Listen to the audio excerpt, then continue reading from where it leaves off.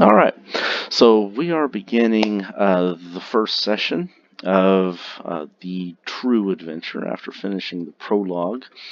And as I stated before, 4 years has passed, and we are picking up in the time frame of January of 1925.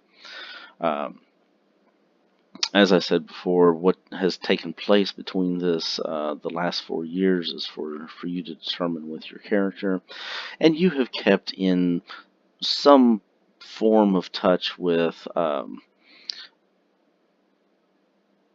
Jesse Hughes, otherwise known as Jackson Elias, and he's kept in touch with all of you as well. Maybe not, to a large extent, but at least have exchanged some correspondence from time to time.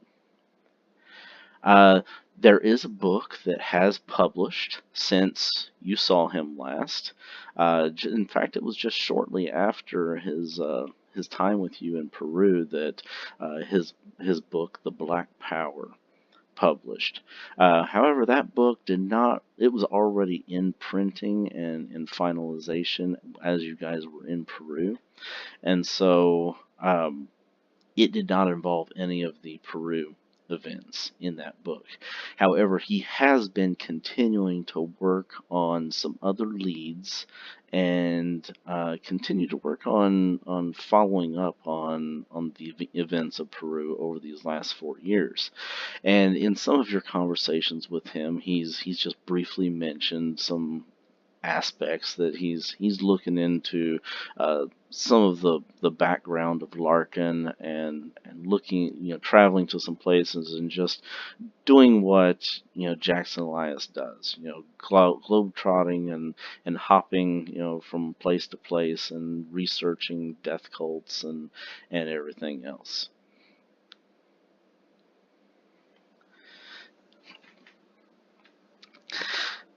And so, as we're, you guys can decide where you're at this particular junction as we come into the beginning of 1925. And each of you, in the location where you're at, receives a telegram from Jackson Elias. And this telegram is delivered to you. Let me pull it up here and share it with you.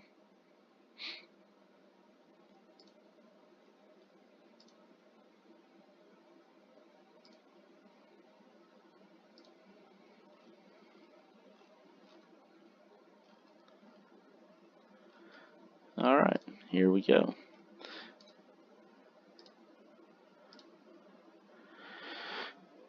And so, you receive this this telegram from Jackson, and he requests an audience with you.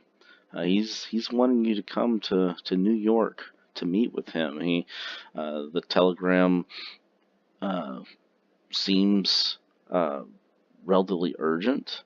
That he knows that each of you has your own lives and everything, and he has contacted you with the belief that you could be helpful in whatever trouble it is that he's having, and he has worked with you in the past, and at least that's the feeling that you get from this telegram, since he says that he needs a reliable investigative team. You must have made an impression on him and showed yourself to be fairly competent, and he's requesting your assistance and to come meet him in New York on January the 15th. Now, the odd thing about this telegram, though, is the mention of the Carlisle expedition.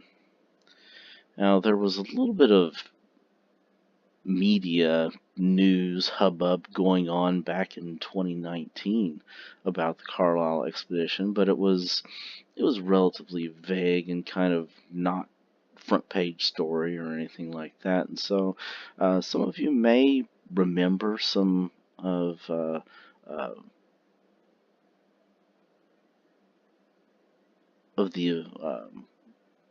the the news that was talking about the Carlisle expedition, but it's very likely that it would have just passed by and not have even registered.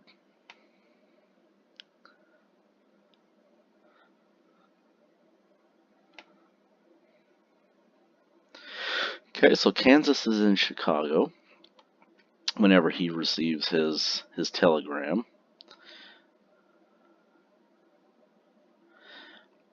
Iris, I would say, is most likely at Miskatonic, unless there's something else that she wants to be doing during that time.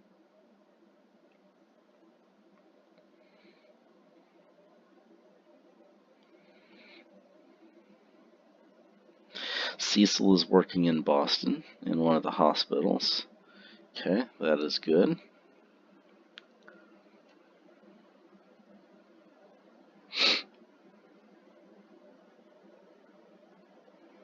Okay, Barney's in London.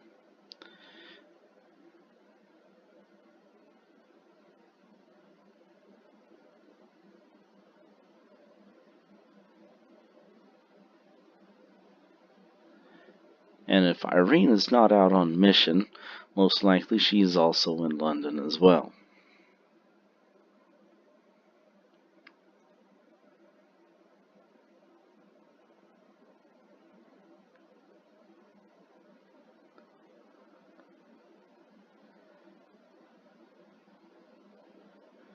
You could be in DC, you could be in Virginia.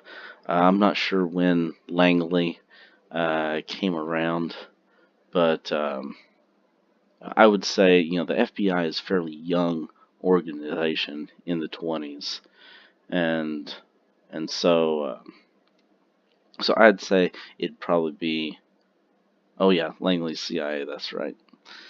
I would say that probably FBI.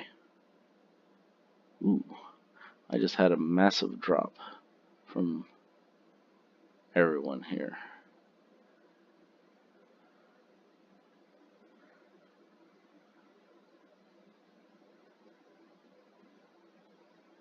Reading up on the FBI now.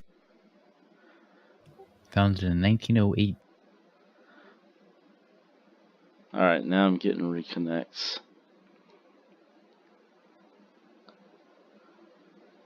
Alright, looks like everyone's reconnected now.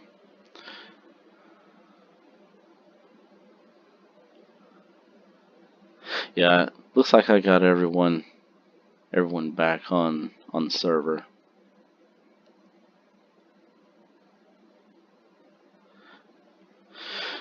Alright, so so I would say yes, it would be likely that you would be in DC, or you could be on mission somewhere in the United States, most likely.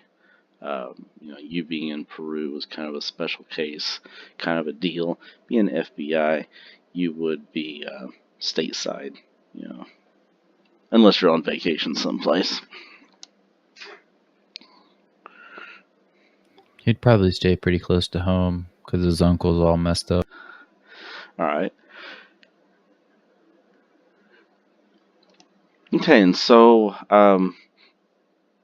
does everyone intend to make arrangements, make plans to travel to New York? Or are you going to say, piss off, Jackson, we don't need you? So confusing, my guy's name is Jackson. So Charles is going to make up some story because he doesn't want to be tied to going up to New York, but he's going to hightail it up there. He feels like he's being watched right now. Okay.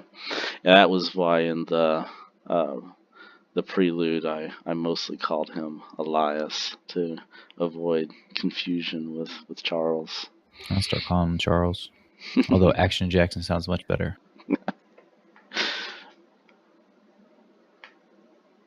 And I can't be Charming Charles. Charming Charles, no, not with with that kind of personality score that you got there. Well, I guess that's just your appearance. It's not truly how charismatic you are. Although looks are a large portion of that, unfortunately, in the world that we live.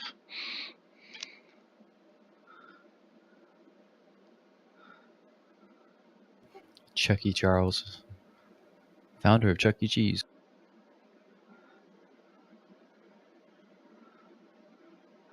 All right, so everyone can give me an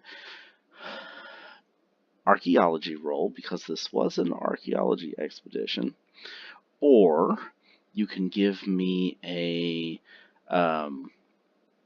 intelligence check to see if you recall anything, just from memory. Or if you want to actually go out of your way and do a little preliminary research, you could head to the library and you could give me a library use check to conduct a little research on the Carlisle expedition.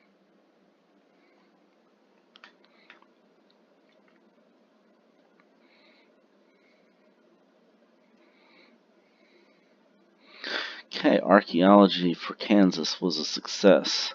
Barney got a success with his intelligence. Iris, I missed the intelligence. Extreme success with her library use. Charles. Can I roll intelligence? I didn't hear you say intelligence. It's way better. Yes, you can roll your intelligence. Okay, well, it doesn't matter. Charles is just too busy with other stuff. He goes to the library and he tries to look up something, but he's not really very invested in it. And he figures he'll find out from Iris or Kansas, because they always know about these kind of things. And Irene didn't fare very well either, it doesn't look like. Photographic memory, yes. Wait a minute. So,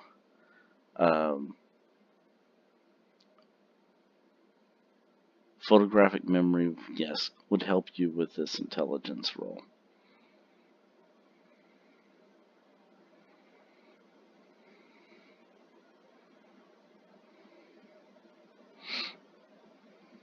Okay, you got a hard success. Yeah, you could have used it with your archaeology as well, but you succeeded already, Kansas, so it doesn't really matter.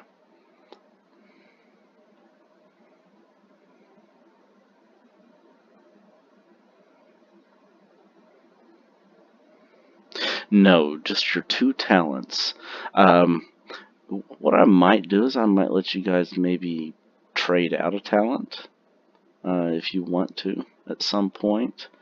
But I really have, the talents are kind of just a quick little addition from the pulp rules, but in general, I got the consensus from several members that they really didn't want to mess with the full pulp feeling and wanted to keep it more kind of real, but still wanted to throw those talents in there as just kind of like a extra little spice to add into stuff, just because they kind of give some nice little perks. So I'll have to read up and see if you can train additional talents using the pulp rules, but I'm inclined to say you could trade them out if you wanted to during some extended downtime. So this 4-year stretch would have been a good time where you could have swapped out some talents if you wanted to. Yes, if you used a skill and you succeeded, then you can tick mark it. If you only succeeded using your intelligence roll, then that does not get a tick.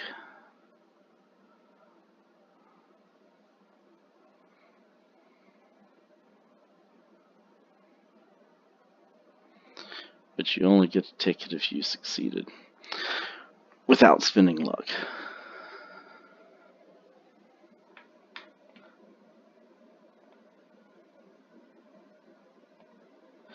I did not take that into account. What does your arcane insight do? Drag that to the screen for me so that I can read that. Have the time required to learn spells and gain a bonus die to spellcasting rolls.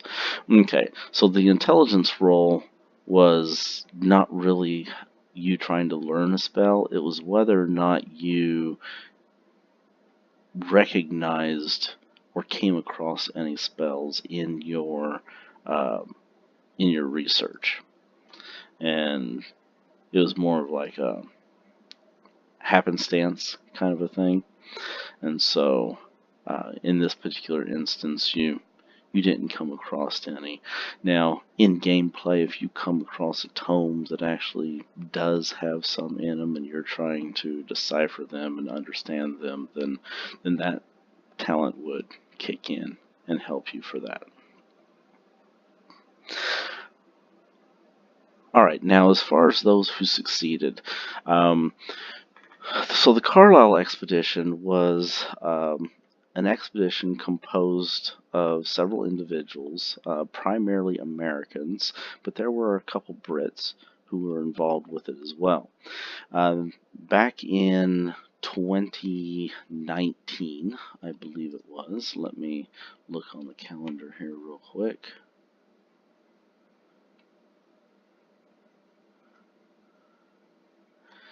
Let's see, 2019.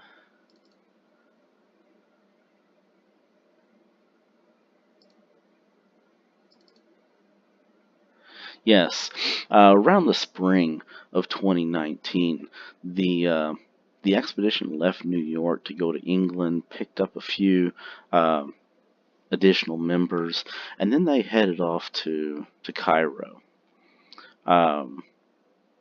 They spent a little bit of time in Egypt conducting some archaeological digs and stuff there, and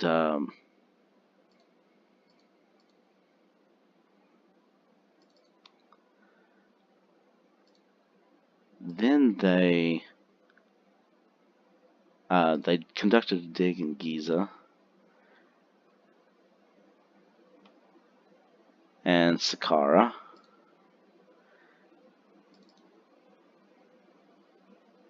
and Dashur, and then they left the Cairo area, and they went to Kenya, and then the trip to Kenya was more of in the news. It was actually there we're going to drop off of the common knowledge stuff. Now the ones who got the extreme, which I believe was if you got a hard or an extreme, then you would have also have known that after the Carlisle expedition ended their research and their work in Cairo and the surrounding area in Egypt, that they kind of went on a little vacation. Just kind of toured Africa a little bit. They went to Kenya. And then everyone who got a success now would have read in the headlines, because this was a fairly big deal in the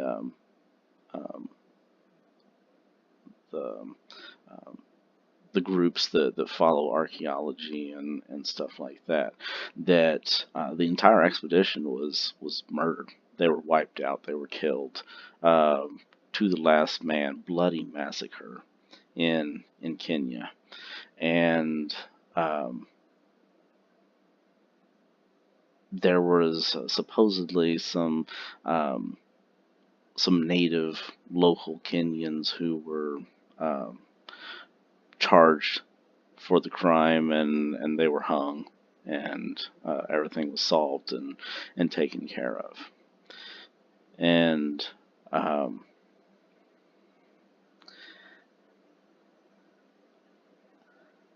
then apparently, for those of you who have been in contact with Elias Jackson or Jackson Elias, over the last few years, he's kind of given some little hints and tidbits that he is kind of looking into the Carlisle expedition, and he kind of came across that and started researching that as he was looking into Larkin and everything else. He didn't really share very much with you as far as any kind of links or any leads that he had, any evidence, but he did just kind of briefly mention a couple times that he was looking into what happened to the Carlisle expedition back in 1919.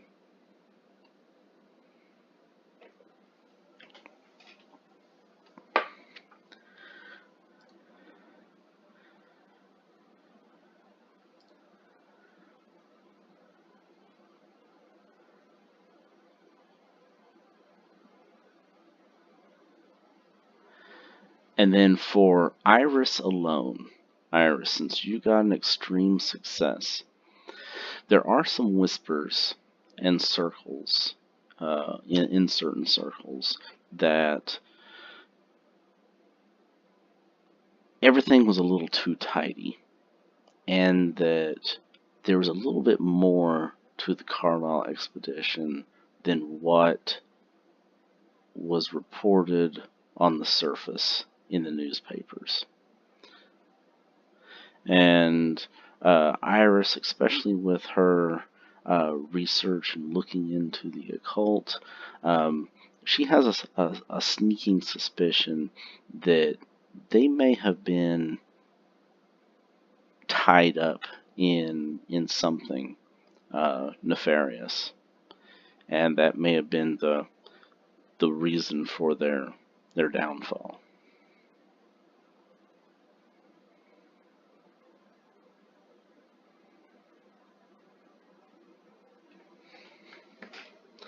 And that's about all the information that you gain on the surface about the Carlisle expedition.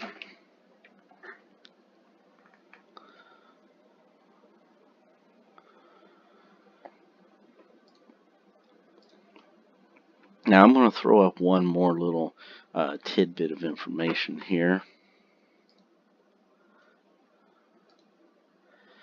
And this is just for your own character to ponder and to consider.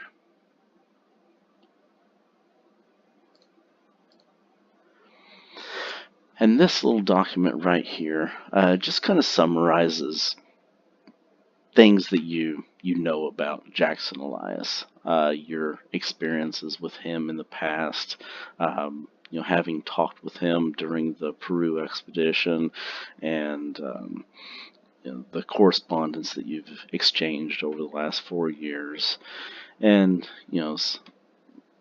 some of the books that he's written and things that he's looked into and all of that stuff. And so this is just your reference to your character to familiarize yourself a little bit with those details about Jackson that you know.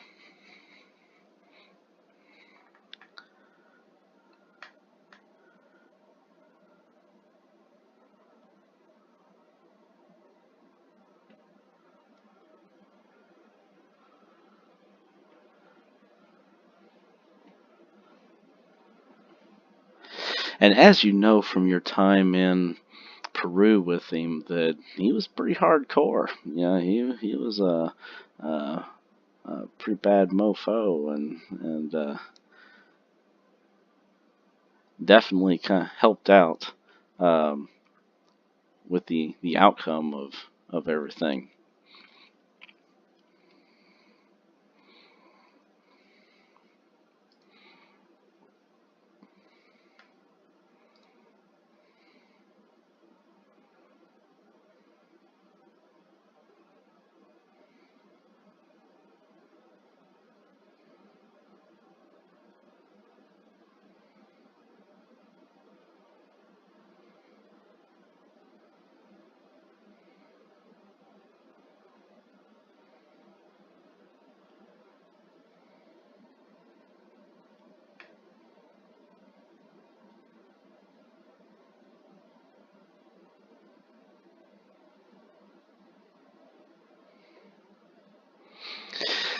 Yeah, Elias, as you know, he was a bit of a skeptic, and not necessarily that he didn't believe in what he saw along with you guys, but more so, what would his readers accept?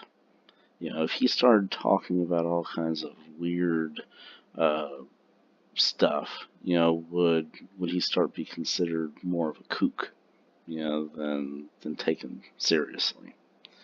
And so, you had to kind of consider his audience a little bit as well.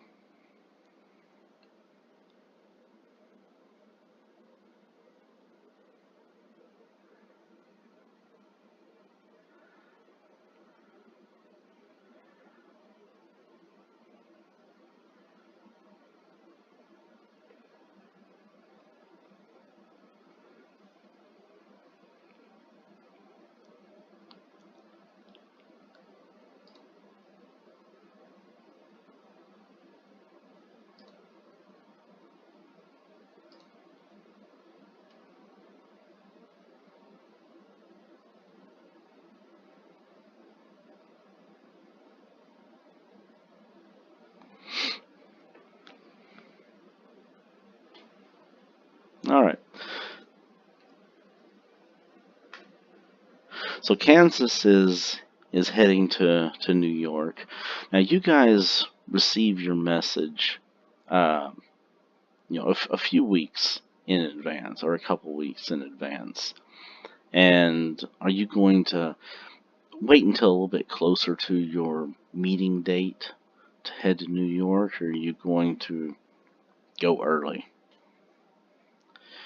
Now, of course, Cecil and Irene, they're going to have to book a steamliner to go from London to New York. Those trips across the Atlantic typically take from 4 to 9 days, and so they have a few days to make arrangements before they need to depart in order to be there on the 15th. Did I say Cecil? I meant Barney. Barney and Irene.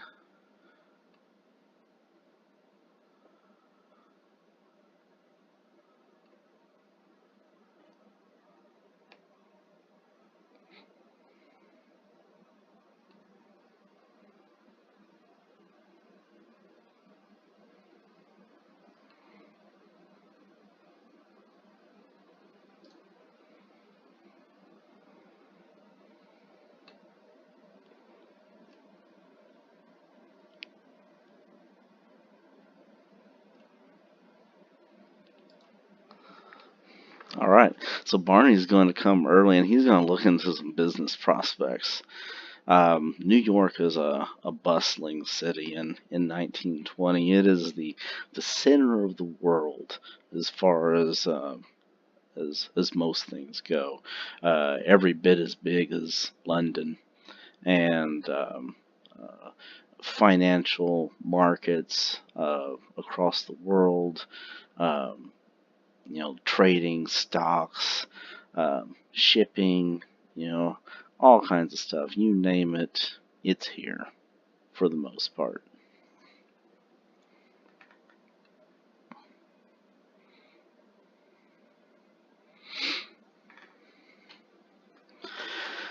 All right, so all of you make your way to New York City, and you arrive and you make accommodations to uh, put up in some hotels. You find some lodging of some sort, kind of familiarize yourself with the city a little bit, and we're going to throw up a new map for you here.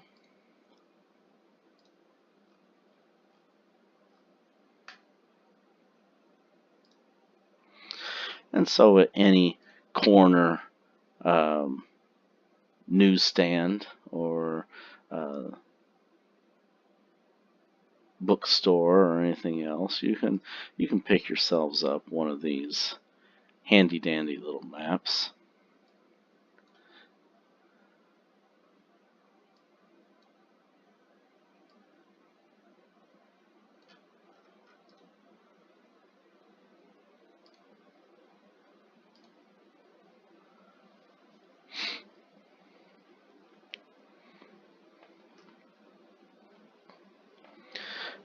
You can kind of get the general layout of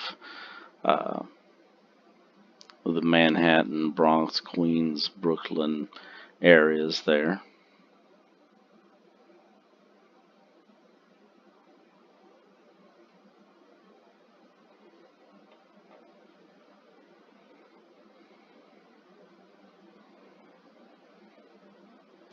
Now, as far as your characters are aware of, you only know that you've been contacted. You don't know that any of the other companions from Peru have been summoned as well, unless you guys are going to reach out and try and contact each other.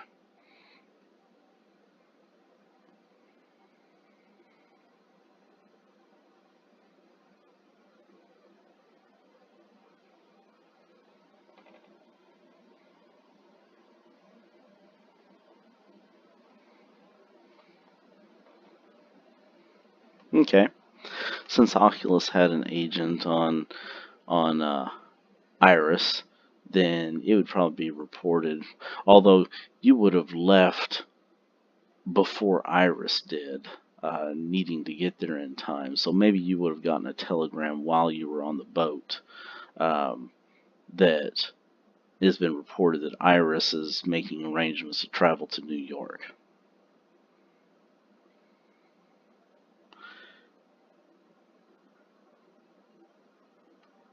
Yes, they can send stuff.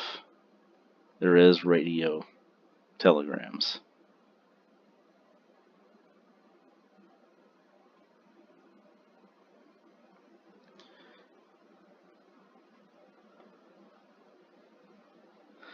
Or a radiogram, I guess is actually what it is.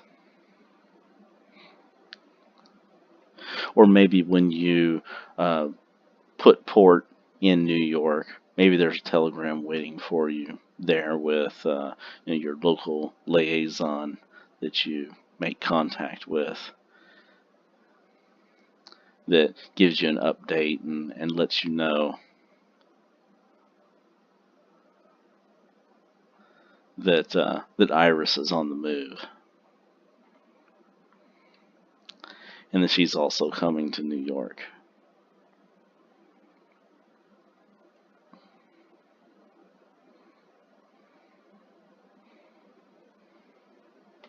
All right.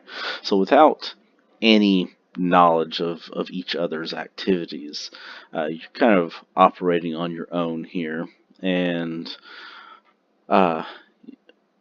just quickly kind of narrate what you do over the couple days that you have spent in New York, making your preparations, getting your hotels. It's going to be assumed that you're going to get a hotel that's within your budget for your credit rating.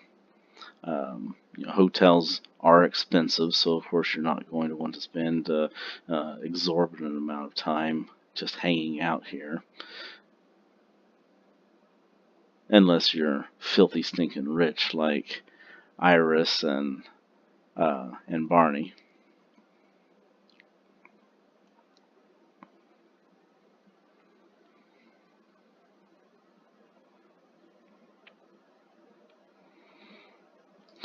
That's for you guys to decide amongst yourselves.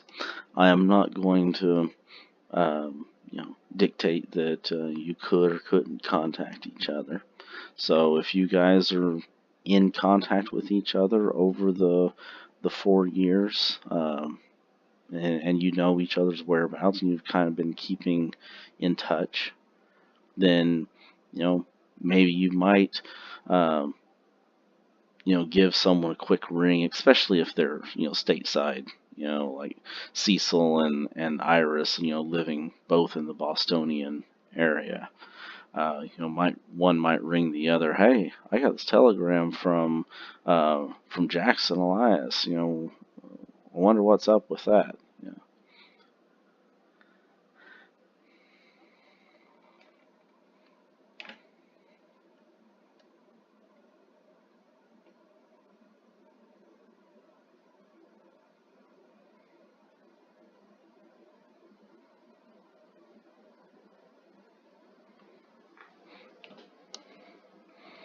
or maybe it's just simply due to her concern over the things that she experienced in Peru that she went out and did a little bit of training, figuring that she better learn how to protect herself in case any more face huggers try to get her.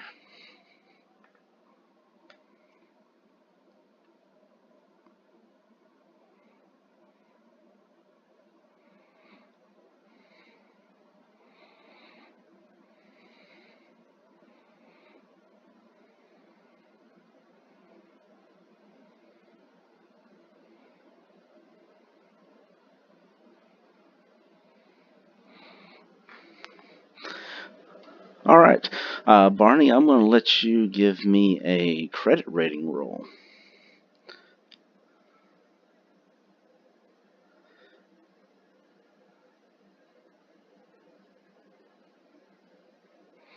Okay, you go out, you try and reach out to various different entrepreneurs and investors and people who might, you know, be willing to help you get a foothold over here in the Americas, and they seem to be preoccupied with something else. You know, they're not really very receptive to your approach or your sales pitch, and so you kind of pull back, regroup, um, kind of think about a new way to approach this. But as it stands, for the time being, you haven't made any serious connections or headway in the scope of branching out your business.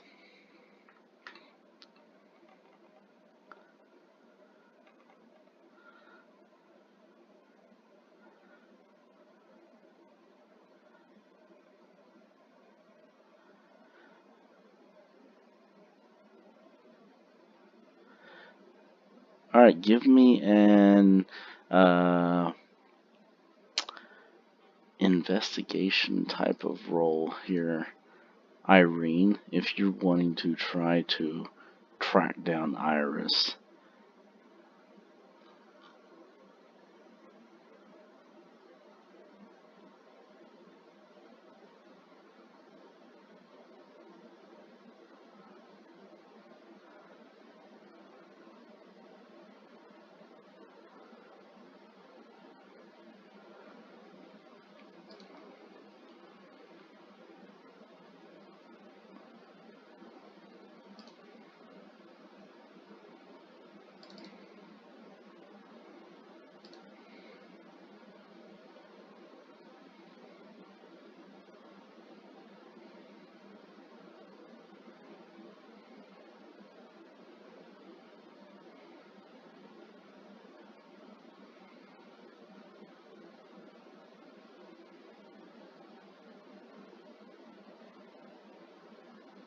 Yep, fast talk would work just fine for that.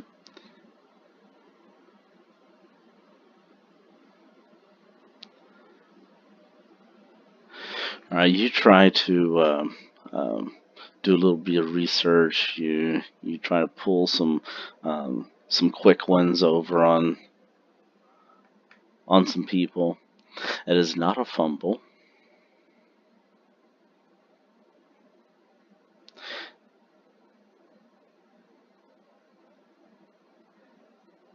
Yeah, so if you're under 50% in a skill, then you fumble on, I believe it's a 95 to 100. But if you're over 50% in a skill, then you only fumble on 100, if I remember the rules correctly.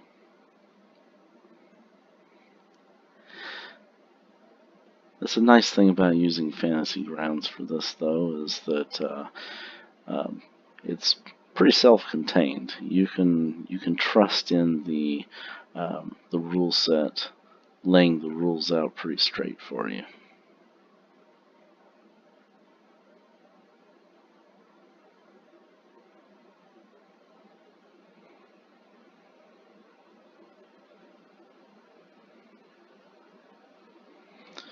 Now, you could Irene. Of course, I'm again, as we get into the primary campaign here, I want you guys to start suggesting um, reasons why you want to push a roll. But just for a little bit here, I'm going to keep prompting you, and then I'm going to stop altogether. But this would be an instance where you could push it, and however, pushing it and failing would mean that something bad happens.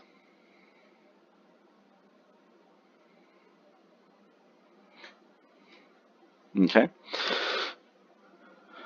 Alright, so Irene does a little digging, but she's not able to strum up any kind of meaningful information other than what she already knows in the fact that Iris has left Miskatonic University and has departed for New York.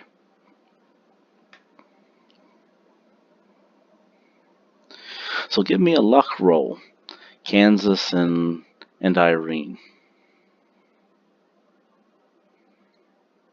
Since you guys aren't specifically looking for each other, this is going to be a luck-related event.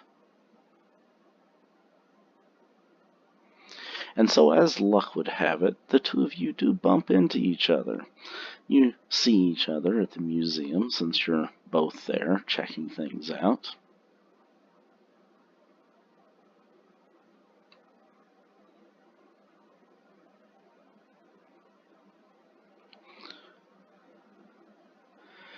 Unless, of course, one of you wants to say that they were trying to avoid the other. In that case, Irene would get to make the call on what happened since she got the hard success.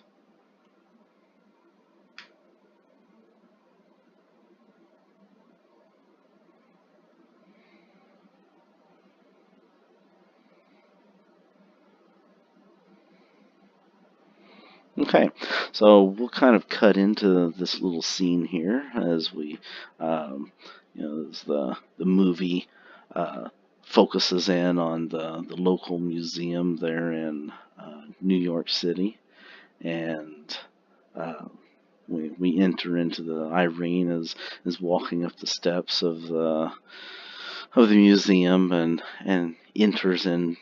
And she's walking through the exhibits, and through the crowd she sees a familiar face of Kansas, and we open up scene to their interactions with each other.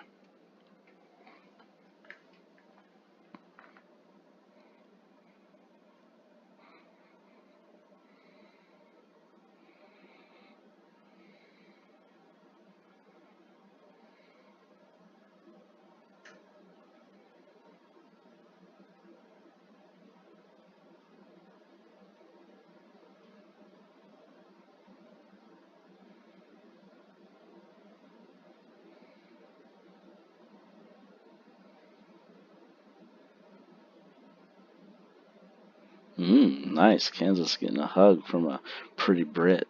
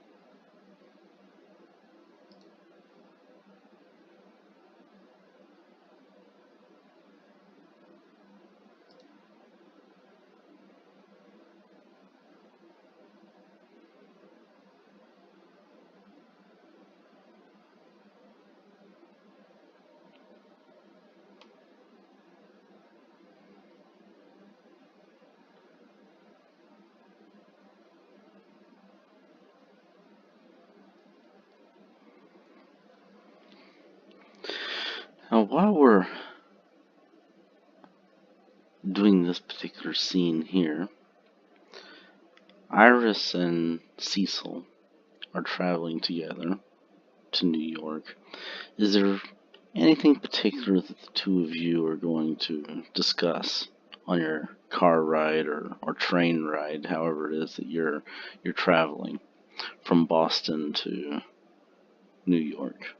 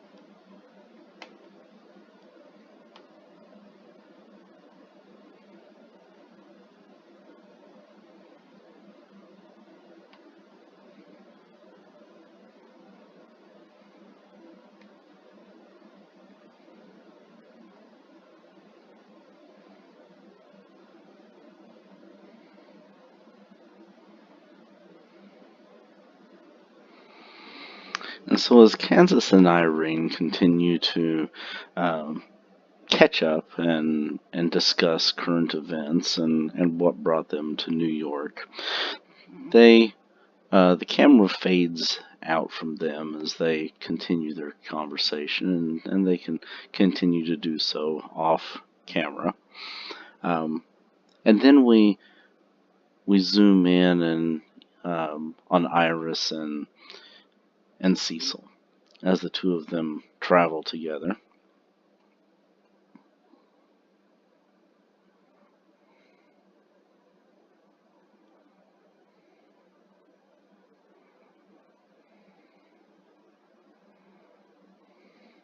And how are you traveling to New York? Are you taking train? Are you driving your own vehicle?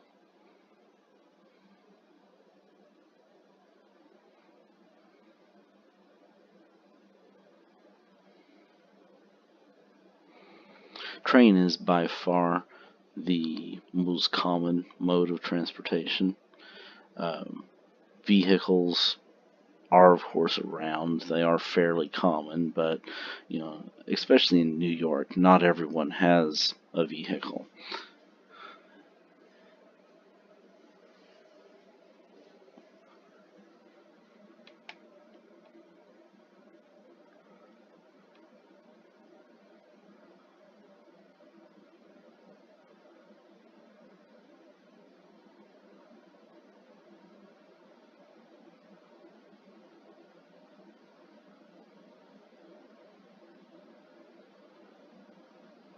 Yes. You still had your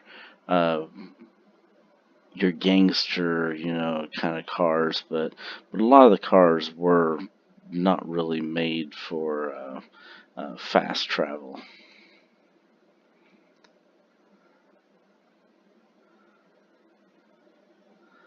But of course, Iris, with the vast wealth that she has, she would surely have been able to afford a fancy car if she wanted one.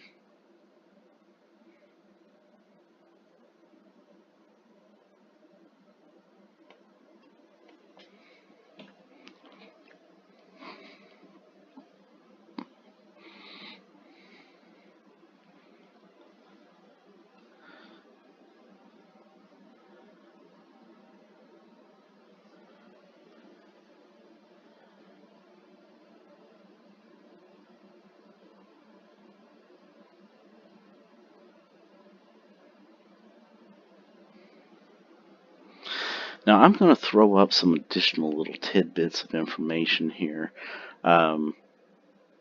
These would be things that you would have found in your research. Of course, I summarized it for you, but here's some of the actual headlines that you came across.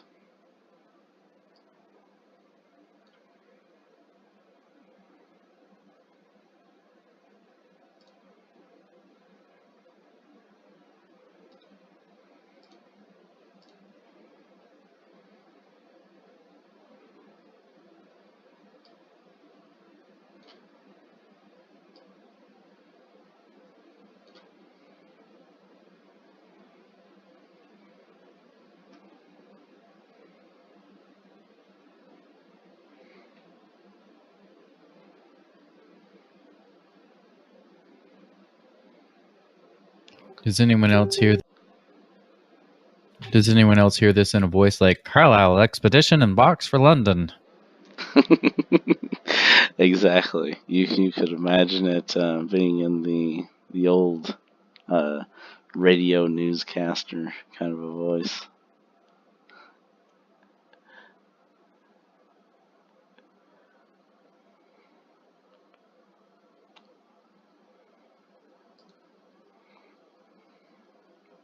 Now, as I share all these newspaper clippings with you, keep in mind, based on your research roles, which pieces of information your character would have gathered or not.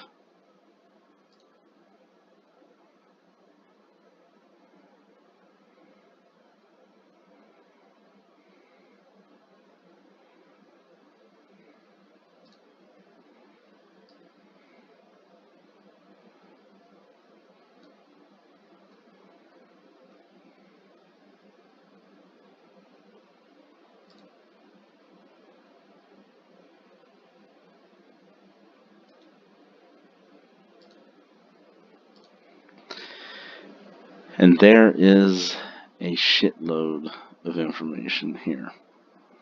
And so take that into consideration as you are making your personal notes in your character's journals, because some of this information may be useful at some point in the future. I failed my roll, so does that mean I don't? Yeah, if you failed your roll, you not with with a little bit more research, or maybe upon talking to the others, that they can fill you in with a lot of this information. But basically, what it boiled down to, since you failed your roll, you did not remember. You may have remembered, okay, I heard something about the Carlisle expedition. It was in the newspapers. It was a big deal back in 1918, but I really don't remember anything about it other than their name. That's pretty much what a failed roll gives you. Any of these details you wouldn't have come across through.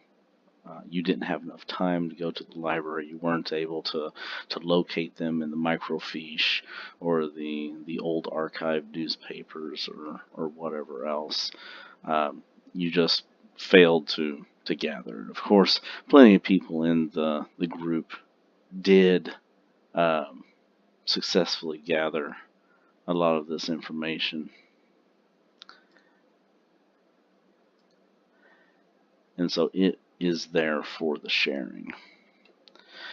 But all of these documents will be in your record.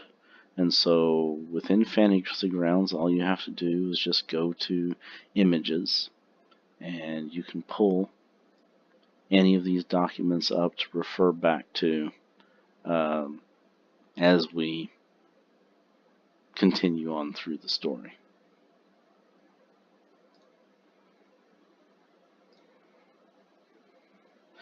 And if you want to, as you're making your own personal journals in your story entry for your personal character journal, you can always drag the little square link box to your personal journal, if there's something that you want to specifically tag in your journal, to be able to reference back to it quickly without having to rummage through all the various documents. So a lot of nice little investigative note-taking tools.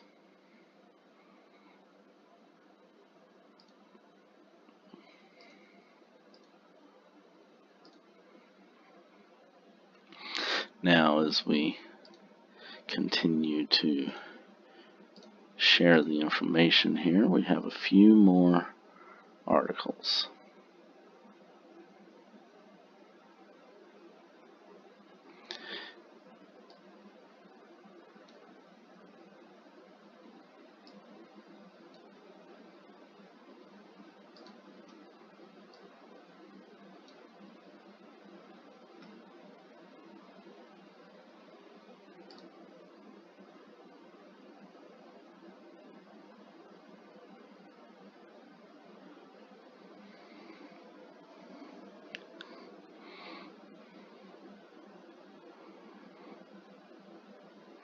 Okay, this next article is something that only Iris would have come across with her extreme library use check.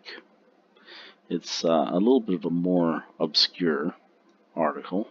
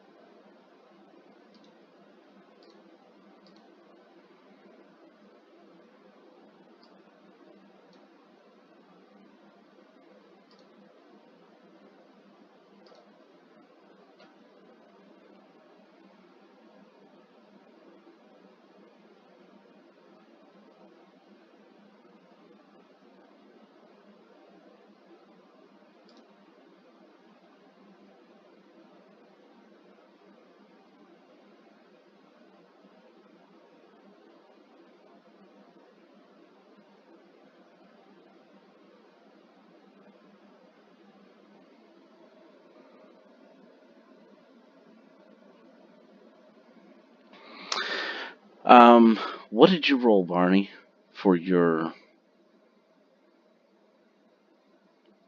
information gathering? Was it research-based, intelligence-based? So, success on your intelligence. So, this was a recollection of your personal encounters. And so, however you want to say that you encountered that information, whether it was via newspapers, whether it was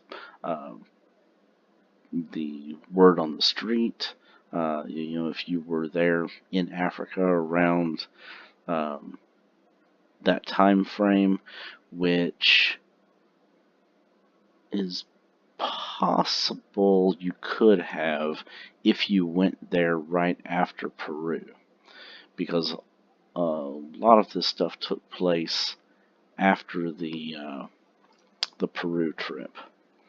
And so let me go back to, let's see, you guys were in Peru.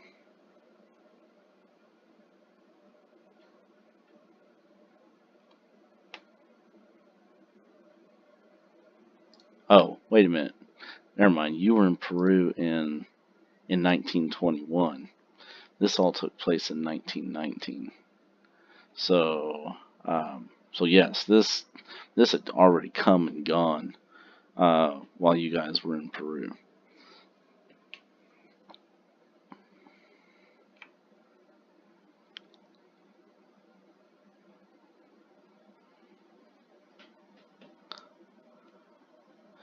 So if your character would have been in Africa doing safaris and stuff in 1919, then you could have come across some of this information, and that's how you heard about it and knew about it in your intelligence roll.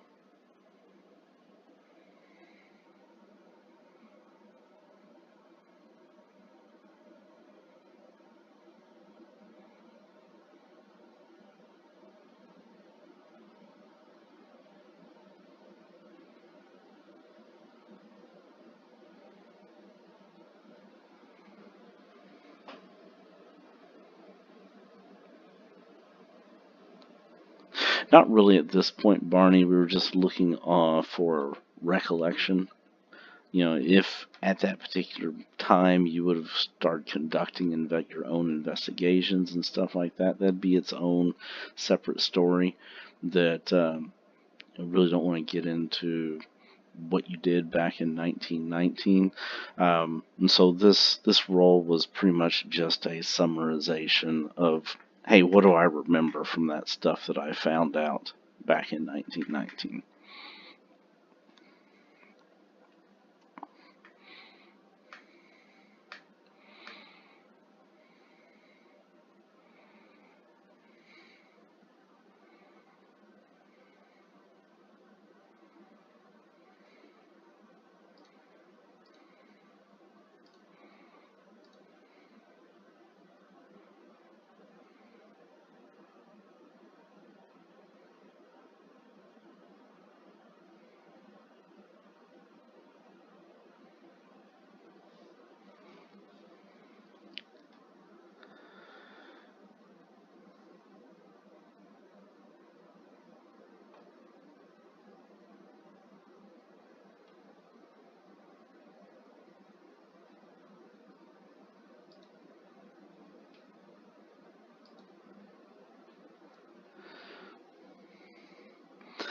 Okay, so I'm going to throw out just a few little additional pieces of info before we jump forward to the 15th when you're supposed to be meeting up with Jackson Elias.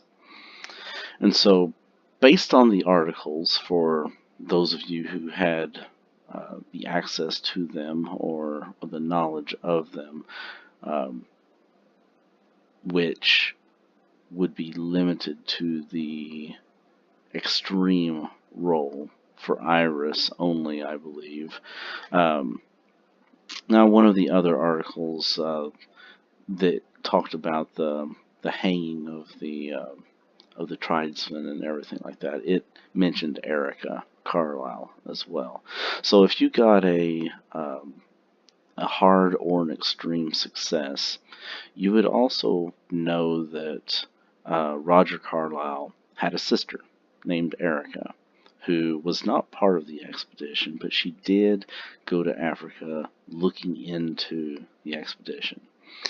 And she lives here in New York. Her family has moved on and recovered after her brother's disappearance.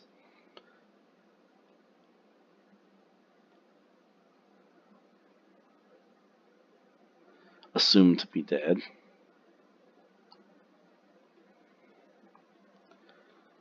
But she does live here in New York as well. Also, one more little piece of information. You all would be aware of where Jackson Elias lives. He has shared that with you in the past. It was no big secret, and so even though it wasn't mentioned in the telegram, I'm not sure if it was mentioned on the other document that you had.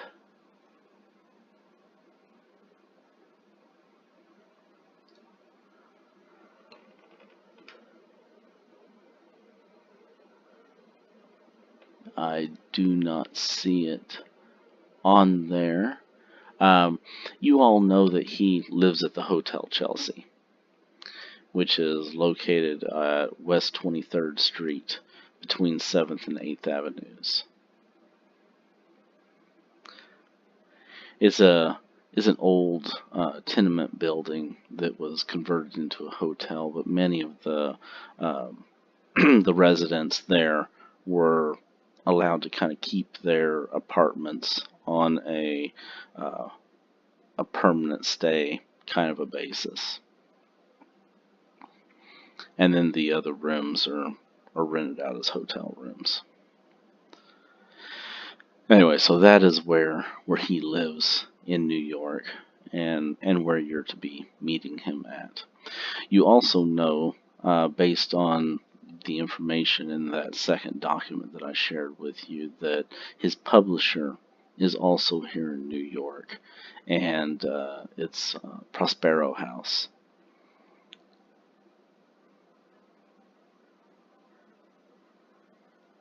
And so those are some additional things that are located here in New York.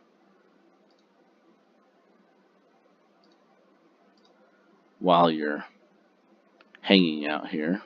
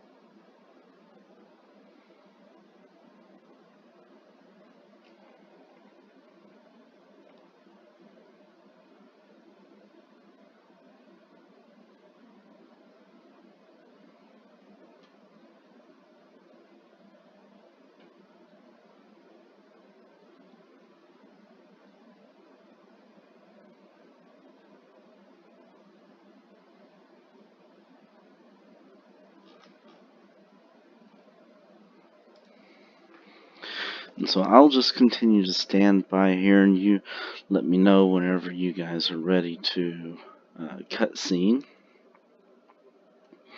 as the camera kind of splits between the two of you, conducting your conversations.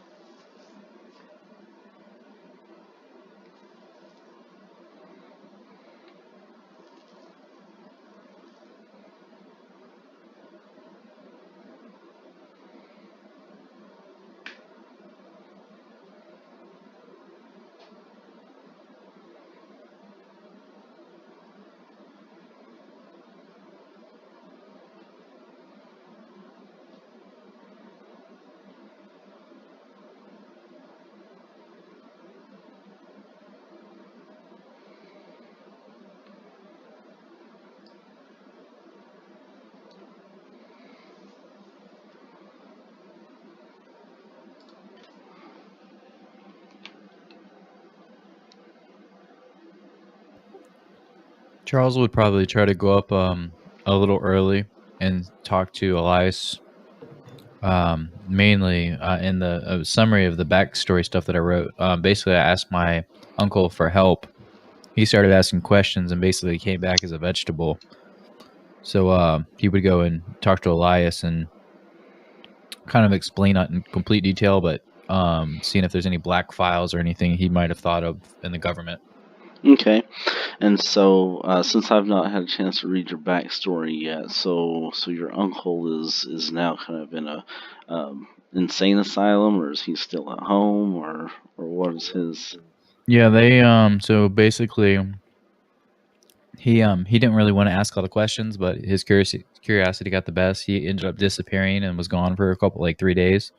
And he returned back and he was just kind of babbling and staring off into space. So he's not in a home, but he's got like home care coming to talk to him, but he's completely gone. Okay, kind of like an in-home nurse, kind of. Yeah, exactly. Okay. All right. So you head over to where you know that Jackson Elias resides, and he's not home. And you inquire Dude. down at the front desk. You know, is Mr. Elias here? And they inform you that no, he has left town, and it is unknown when he's going to be back. All right, I'll leave the information in my hotel, and I will plan on meeting him at the rendezvous if I don't hear from him before. Okay.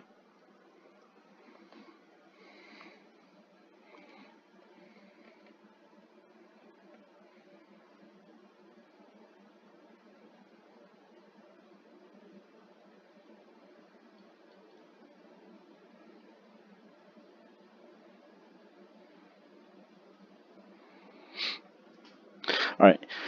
And before before Charles gets his phone call, is anyone else going to um, request any additional camera time before we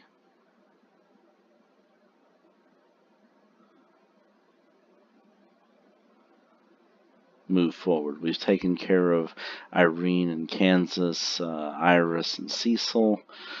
Charles has done his thing, and Barney is basically looking for business opportunities. And I'm assuming there's nothing additional that Barney desires.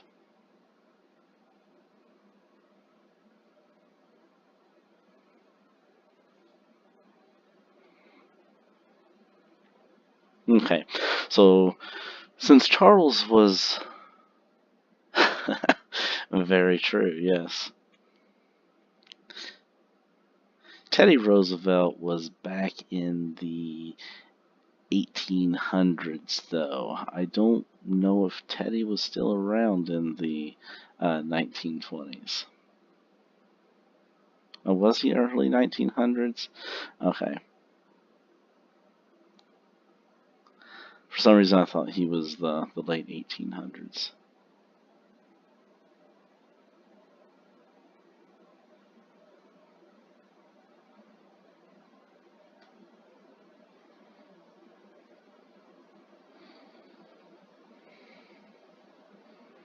That is always possible.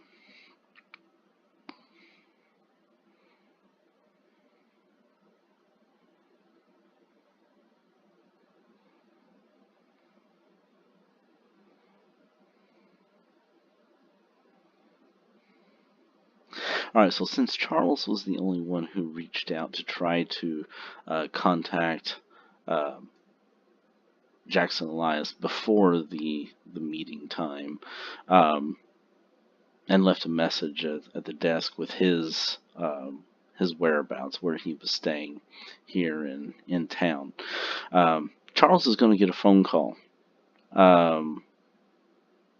Just kind of the same day, but kind of earlier in the day before your meeting. He is.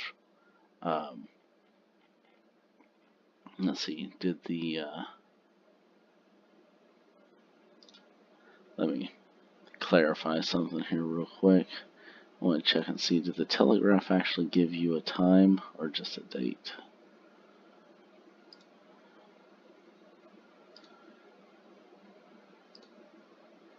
Nope, just a date.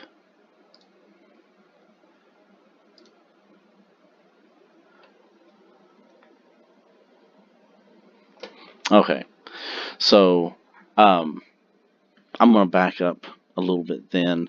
We're going to say that there's a message left at the front desk that so he arrives back in town like a day before the meeting. So he arrives back in town on the 14th, and he leaves a message at the desk for anyone who contacts the front desk to inform them that he will be in his room at 8 p.m. for the following individuals. Give this message only to the following individuals. And so whenever you contact the hotel, in the morning of the 15th, because you're wondering, okay, when the hell are we supposed to meet with him? We haven't heard anything. You identify yourself, and the front desk clerk will say, yes, Mr. Elias left a message for you to meet him at 8 o'clock this evening in his room, room 410 here at the Hotel Chelsea.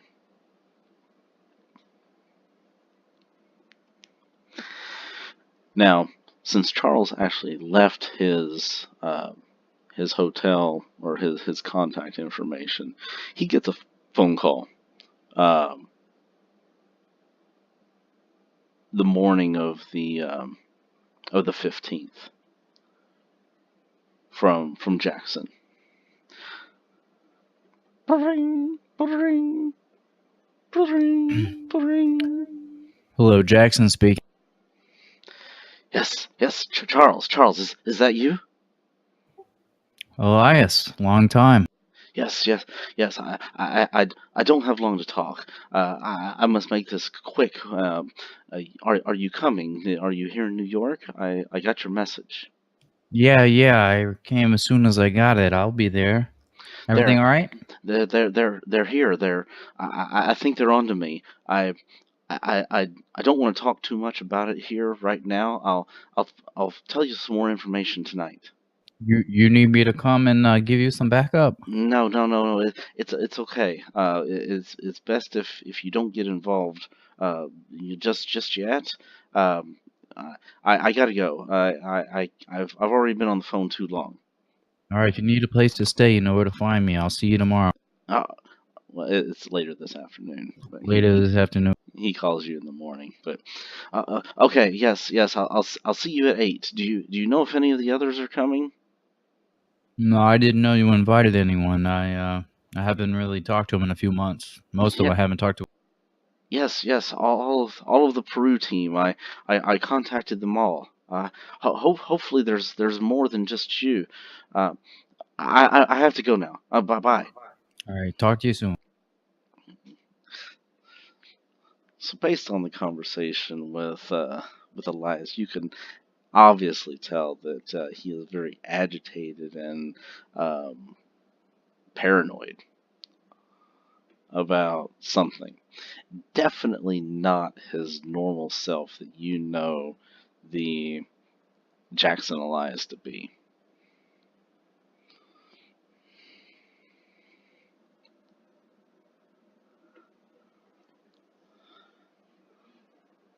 Yeah, not much I can do, but wait. I'll show up a little early and see if anyone else shows. Okay.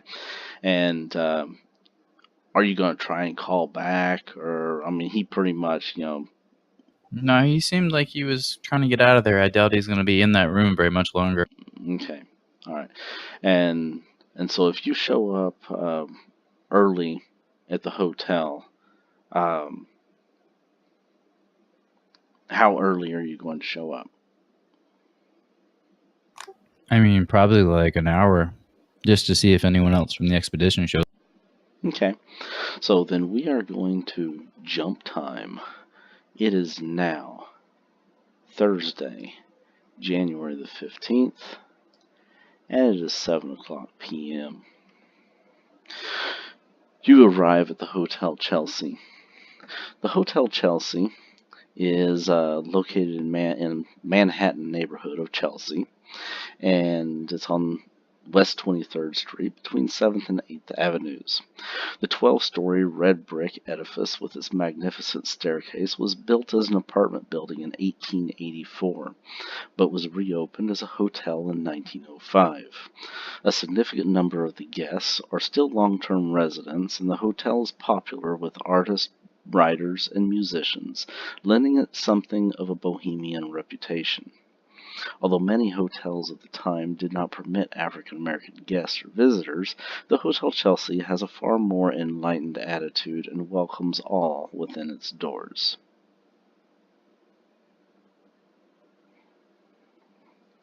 as you enter into the hotel, you kind of loiter down in the lobby, waiting to see who else is going to show up, because obviously, according to Jackson, he notified all the rest of the Peru expedition as well.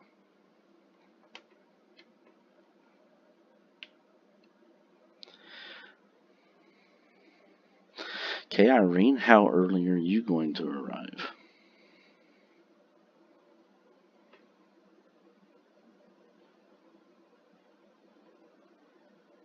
Okay, 15 minutes early. Kansas is 15 to 20 minutes early. Iris, how early are you showing up?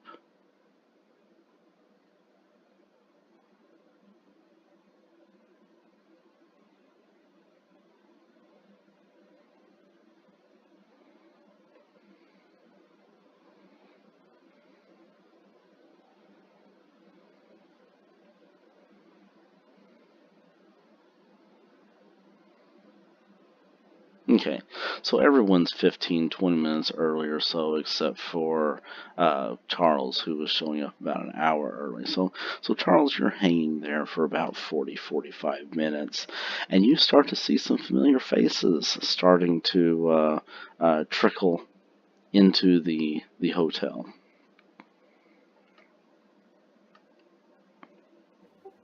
You still going by Irene?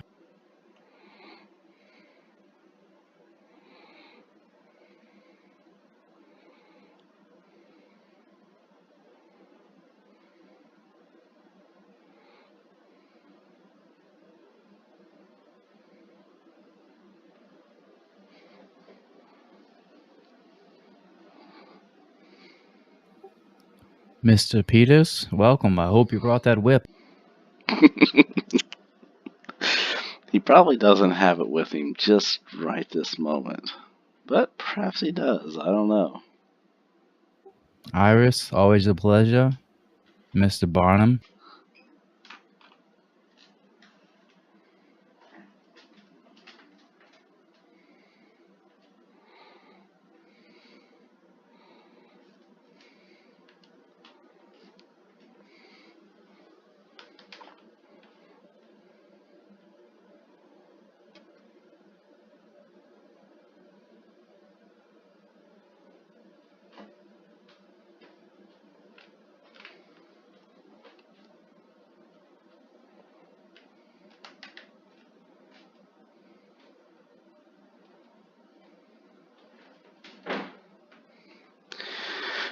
The chest scar is rather nasty. It never has really fully healed. I mean, you're going to have that for the rest of your life, most likely.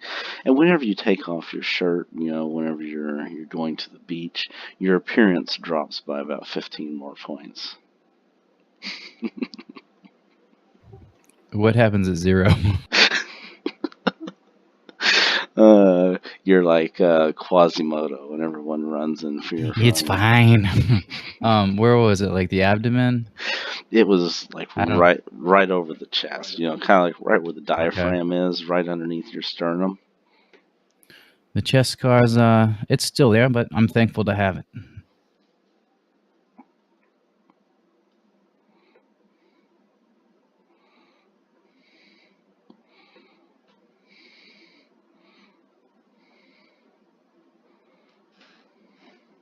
Free circus tickets, nice.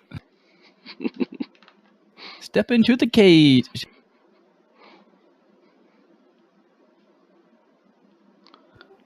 So, Miss Ward, is it still Miss Ward? Or do we have a different name today?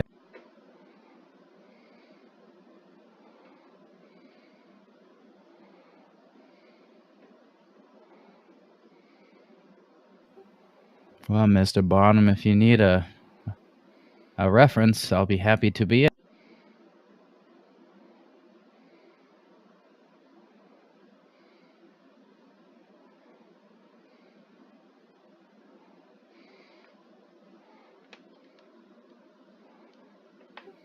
How did your agency do with your crackpot store?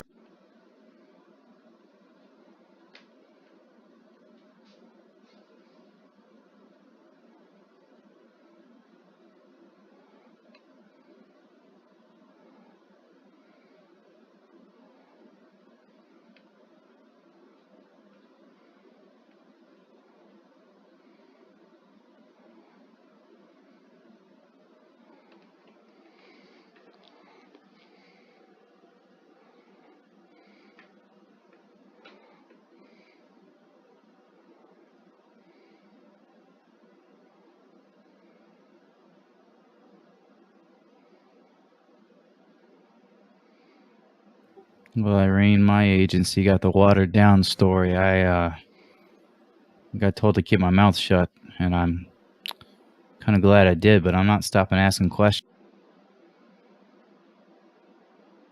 You got a taste for adventure, eh, Cecil?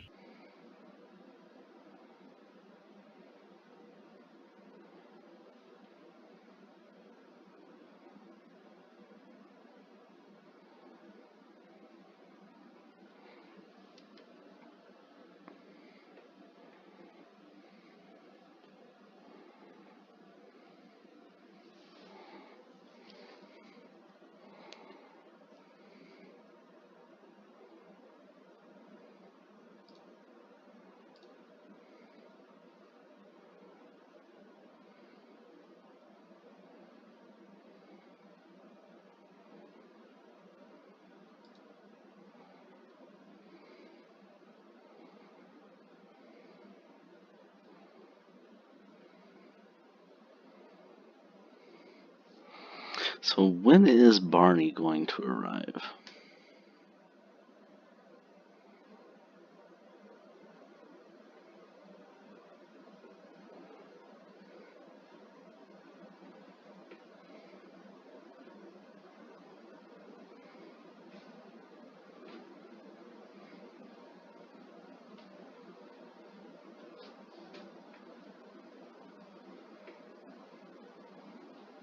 Okay, I actually didn't. I must have missed your post. I just saw the out of character stuff.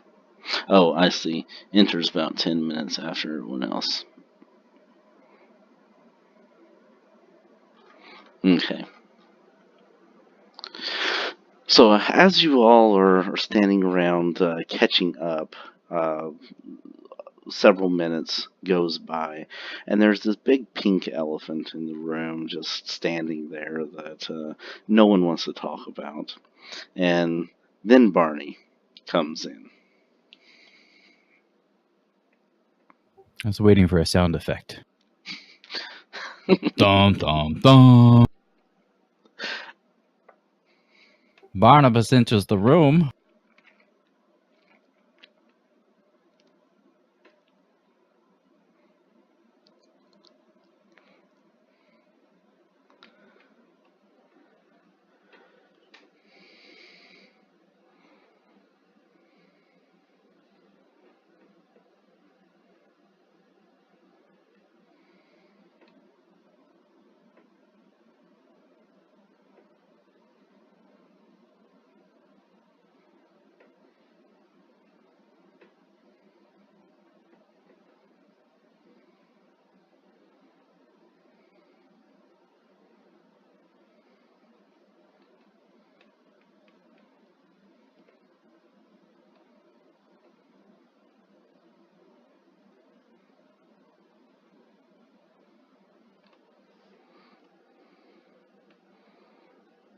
Is it called the Tesseract?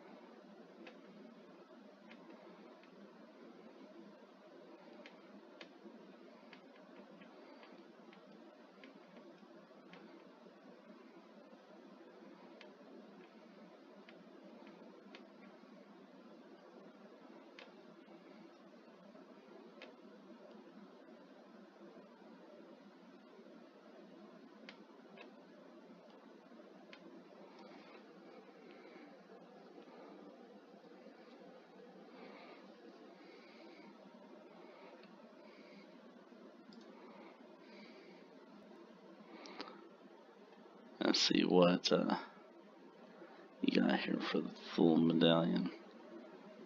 I see.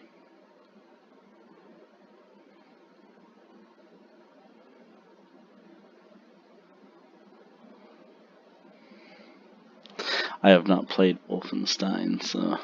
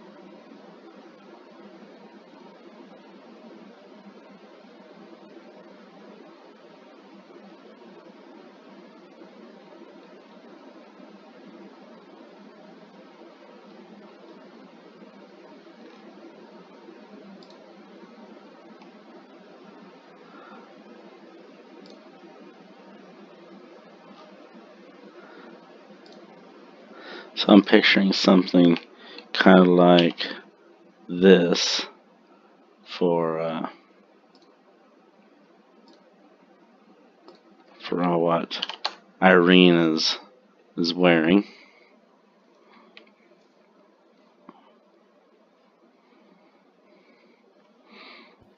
Hussy. That's a pretty conservative 1920s. No, I'm just kidding. It looks like a blanket.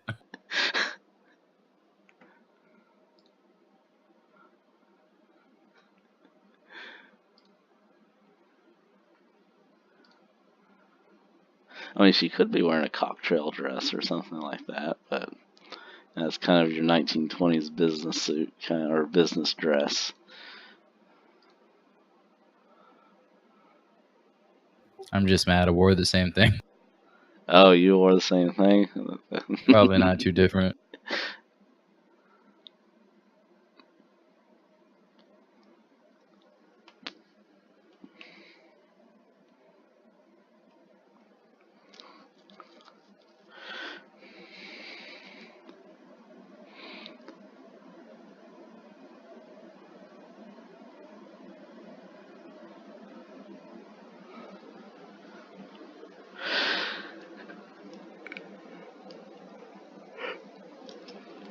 All right, so it is getting relatively close to 8 o'clock. After you guys have been catching up or avoiding each other for a couple individuals.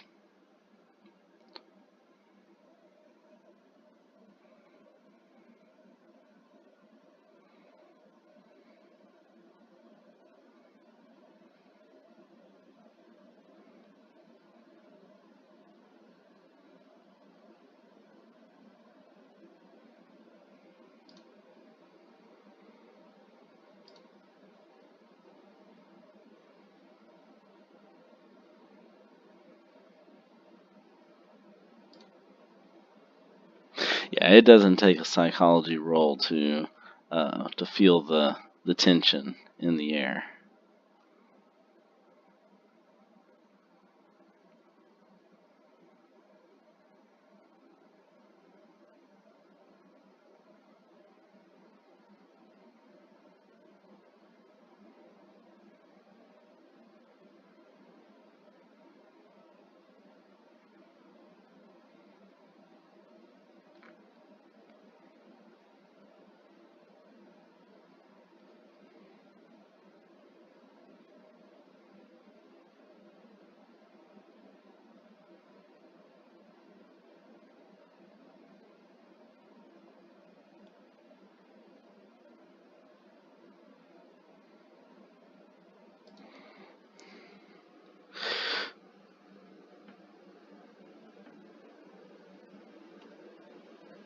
So he's on room 410, which is going to be on the 4th floor. You can either take 4 flights of stairs up, or there's an elevator in the lobby.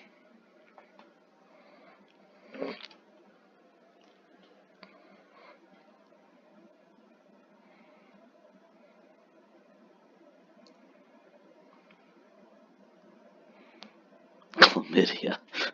Nice. Leave it to the doc.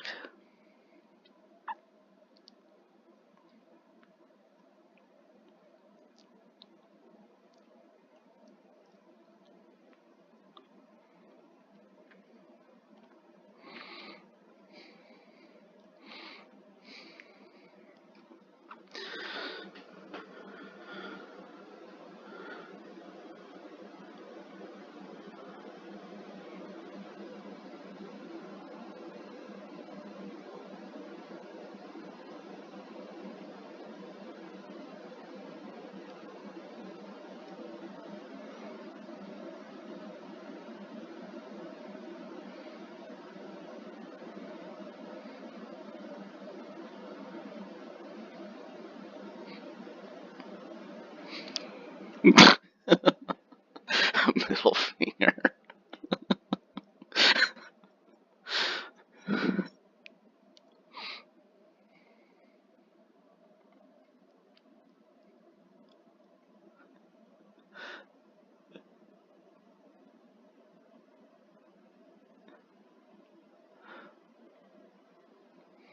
Alright, as you approach the elevator, there's a bellhop at the elevator. He slides the door open and says, "Where to, ladies and gentlemen?"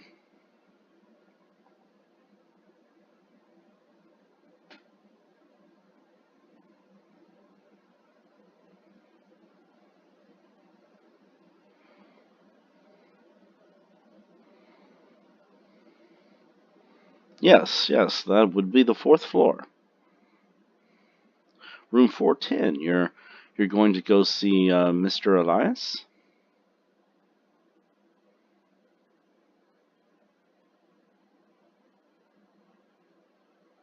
I don't think anyone tried to contact him at the front desk.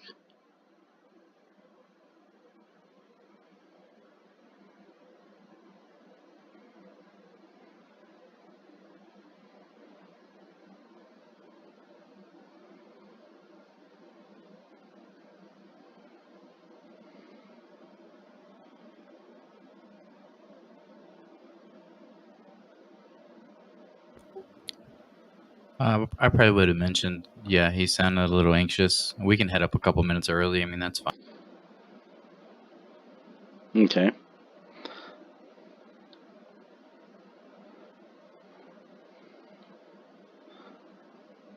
Now, seeing as how none of you knew where he was at, that you were at this hotel, but you didn't really know anything else, you would have contacted the hotel at some point during the day to find out. And the hotel clerk would have told you, with confirmation of your name and everything else, that Jackson was expecting you at 8 o'clock. And I think I covered that before, but in case you didn't catch it, the front desk clerk would have given you the information whenever you called the hotel to check on meeting times and everything. But then as far as Charles telling you that he was kind of not himself and very irritated, worried, concerned, paranoid, that's for Charles and how he would have shared that with you. All right, I guess I'll just go ahead and do it now. So, he interjects after Barney and Irene have their little intro. Well, great. Now that we're all caught up, it'd probably be a good time to mention that Elias sounded a little antsy. I offered to come over early, but he said that he's got it taken care of. But maybe we should head up a couple minutes early just to be sure.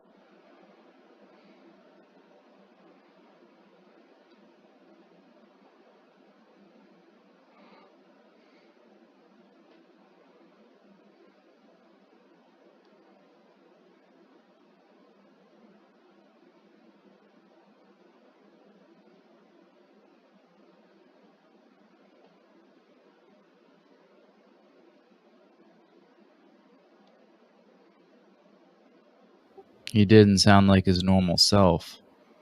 He definitely sounded like he was a little troubled by something, but he said he didn't want help, so he's a big boy. No, I came about an hour early in case any trouble came through the lobby. You did not see anything that looked suspicious in the lobby while you were down here.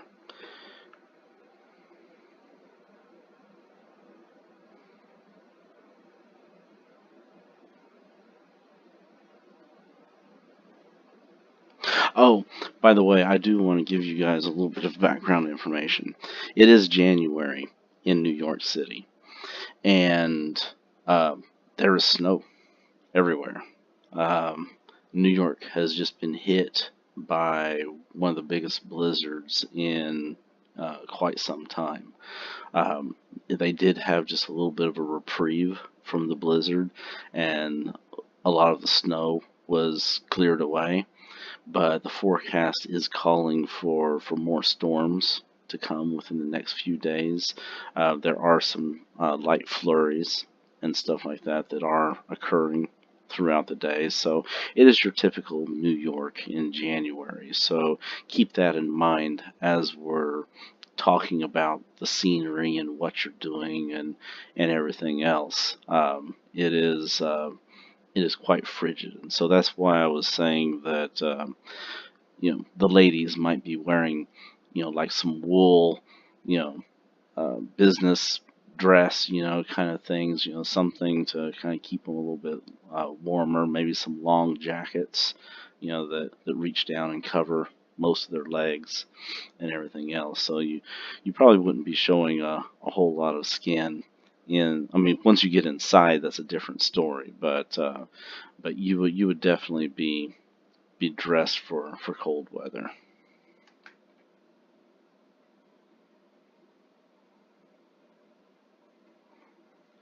In fact, let me try to pull up here without wasting too much time about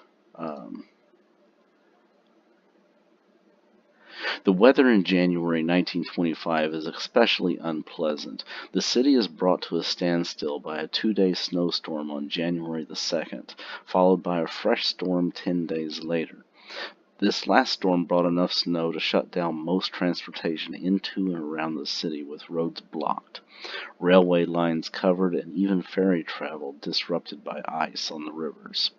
Fierce winds buried sidewalks with snowdrifts.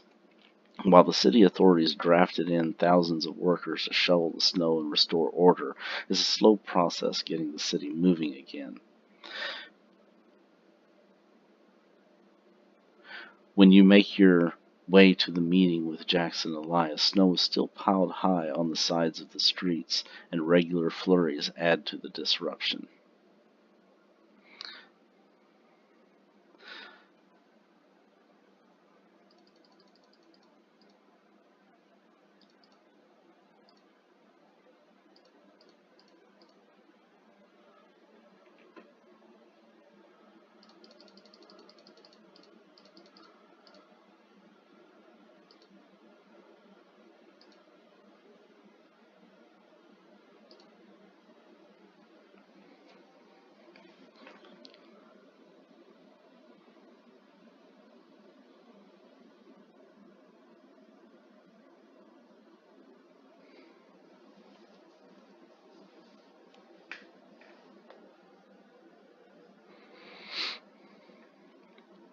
Alright, so once Charles chooses to share the information with you guys, of course, we're still talking about only a few minutes before 8 o'clock here, since Barney was only showing up at about 10 till.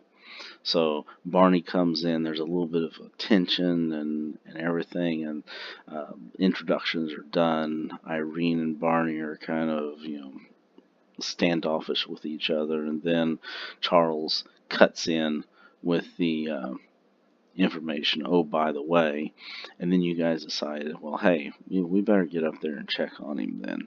So it's a few minutes before 8, and you head to the elevator. The bellhop greets you, says which floor. You say you're going to 410. He says, I'm going to go see Mr. Elias. Haven't seen much of him lately. I think he's been out of town. He passed through here a few times. Nice to see he has some visitors coming to see him, though. He seems like something was troubling him when I saw him earlier today.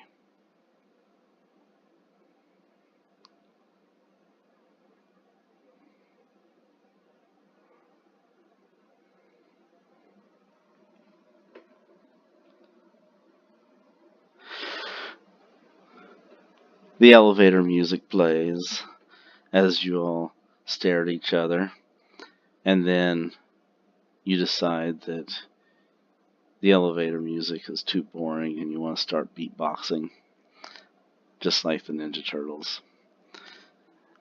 And then the elevator reaches the 4th floor. It opens up.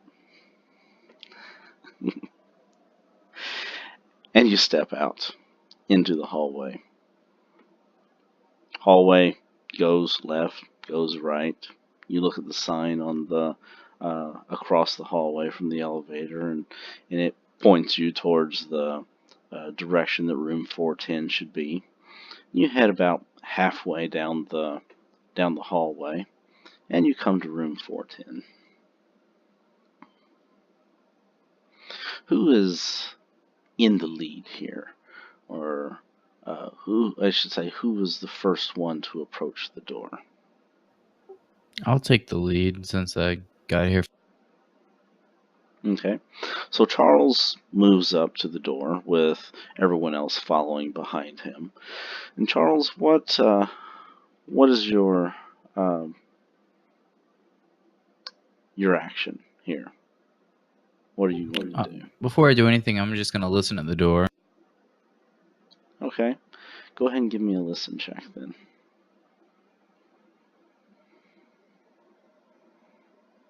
Nope. Okay, you kind of stand there for just a moment. Everyone else, what are you doing? You guys still talking and chatting, or are you kind of gonna hush it? As you come up to the door, what is your approach going to be like?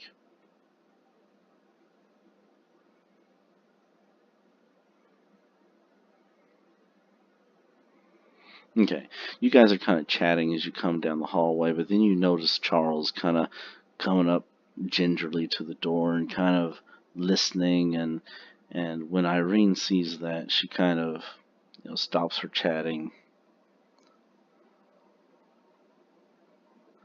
Okay, there's only enough room for about 2 of you to gather around the door.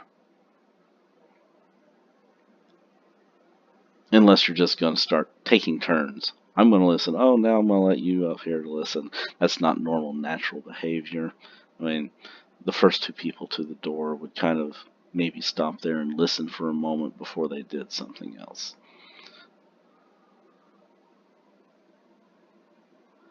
Okay, Kansas is going to start spending that luck early.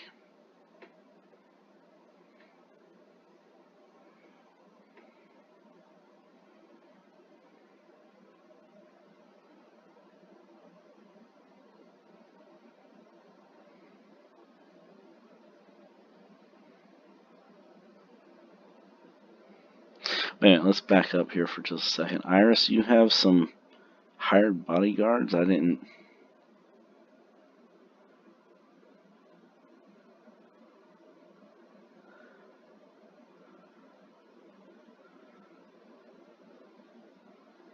Okay, I did not see that.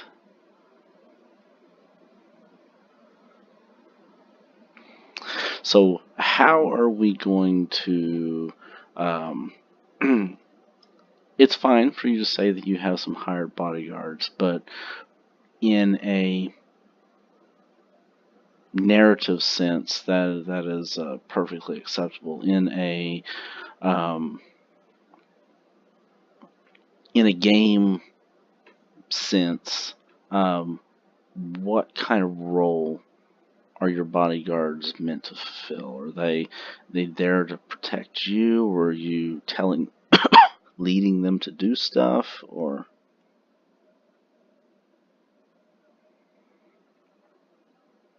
I mean, I don't have stats for a bodyguard. I can come up with some stats for a bodyguard, relatively quickly. But, if you want to have some people working for you, that would fall within your credit rating potential.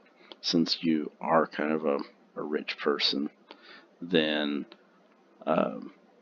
you could have a couple bodyguards easily within your budget.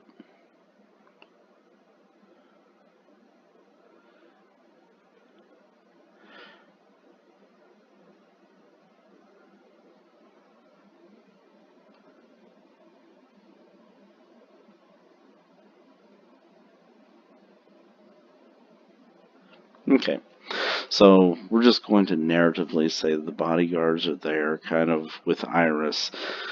Let's see, we're talking about 6 individuals on the elevator, plus the 2 bodyguards, so that would be 8 people. It would have been a really tight fit. Elevators weren't really that big in the Hotel Chelsea, so you guys may have actually needed to, plus the bellhop, probably would have needed to split up and take 2 different trips.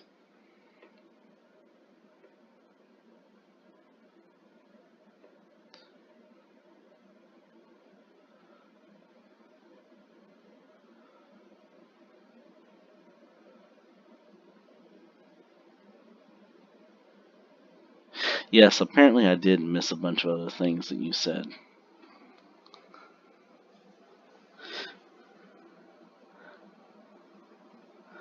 That was probably around the same time that I was looking up the information about the weather in New York.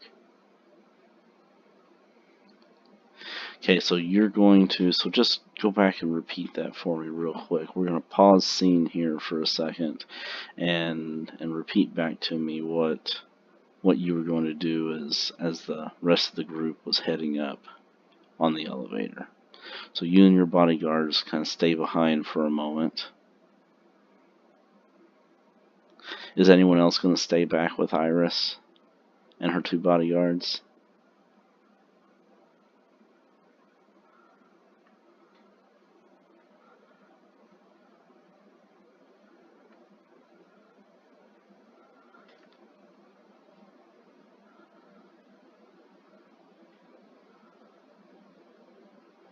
Right, I know Kansas and Jack and Charles are there, and Irene is there because she said that she stopped talking as she approached the door and saw Charles listening.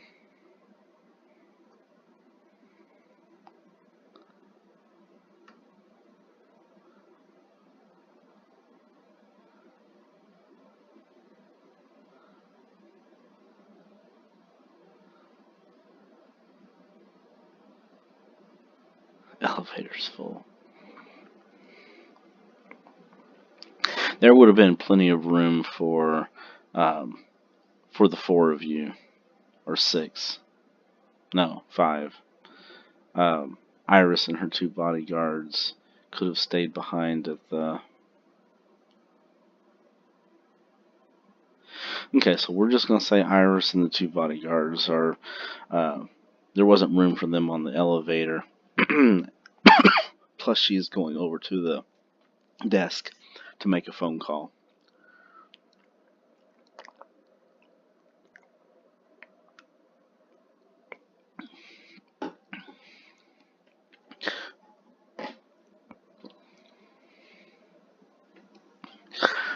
Well, unless Barney is going to make an action to physically kick you out or push you out, then we're going to just say that you get onto the elevator with him. Is there only one elevator?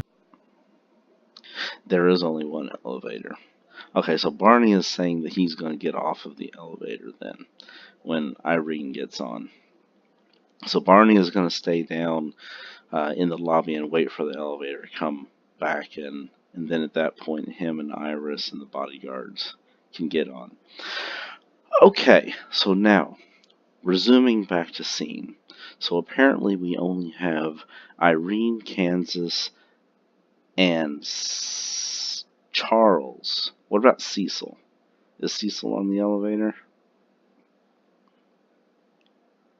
Cecil's on the elevator. Okay. So only Barney and Iris and her 2 bodyguards are still down in the lobby waiting for the elevator to come back.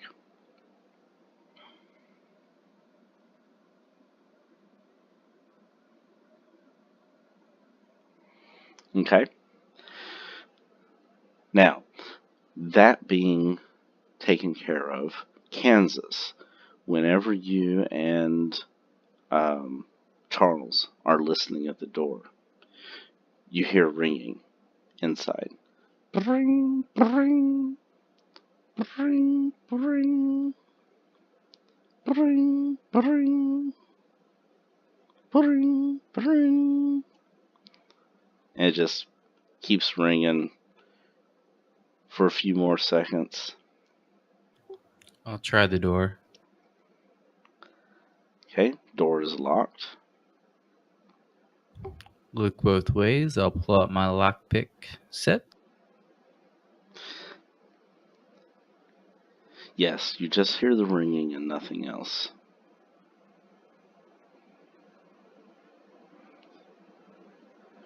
Now, while Charles is picking the lock, Kansas can continue to listen. The ringing stops. The phone has stopped ringing. Kansas, you can give me another listen check now that the phone has stopped ringing.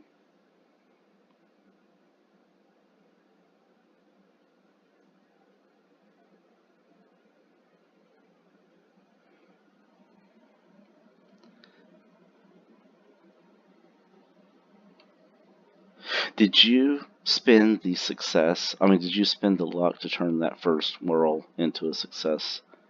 Did you still want to do that?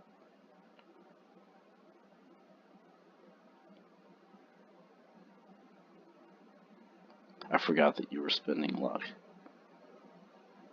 since we jumped back and covered the other stuff.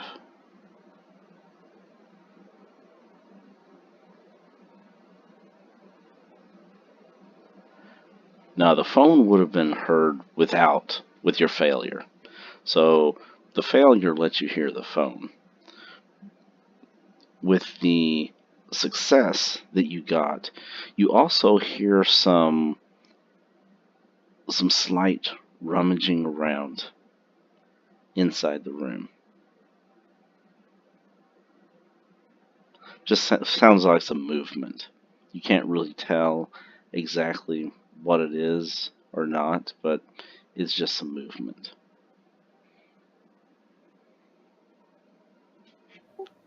Charles whispers to Kansas, You armed?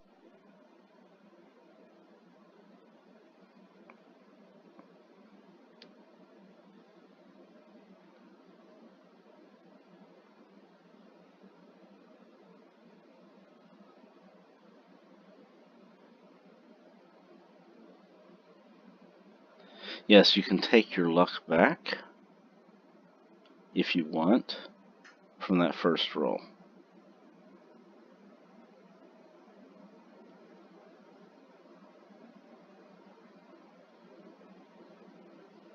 So you do not hear anything until the ringing stops.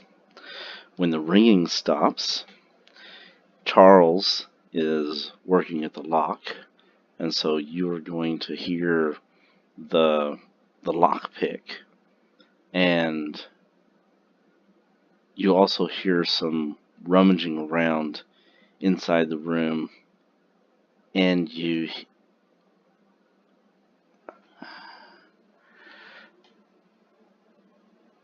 that's about it. You just hear the rummaging around in the room with a regular success. Just some movement. You can't really tell exactly what it is. I whisper to Kansas and say, Are you armed?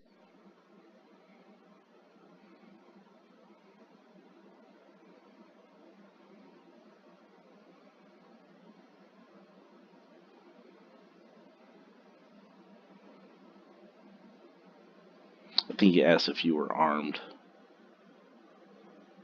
Whispering.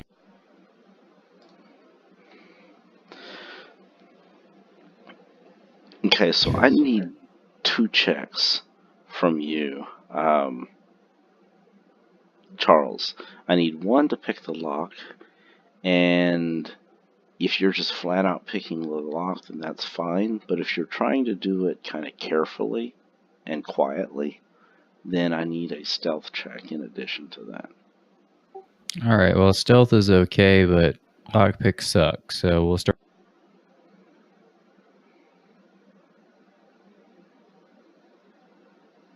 I'm about as loud as I can possibly be.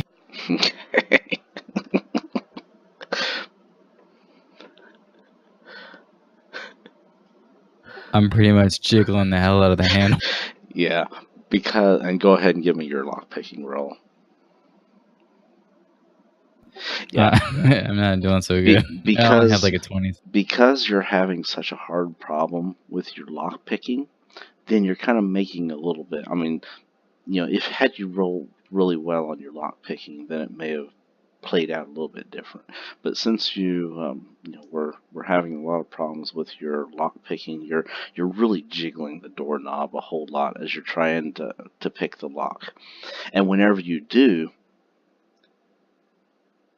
Charles is too distracted. He's paying attention to the lock. He's not really trying to listen into the room as much. His attention is focused on the lock and trying to be sensible about it, but he's not doing a very good job with it. And but on the other hand, Kansas, whenever this jiggle jingle jingle stuff is going on, Kansas thinks he can hear some voices inside now, and he thinks he hears something kind of like,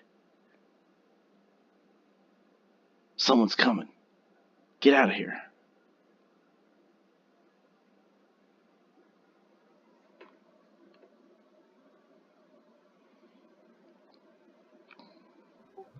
You kick the door while Charles is still picking. He doesn't. I don't know. I don't think he heard anything. He's like, motherfucker, no, yeah. Charles doesn't realize what is going on because he didn't.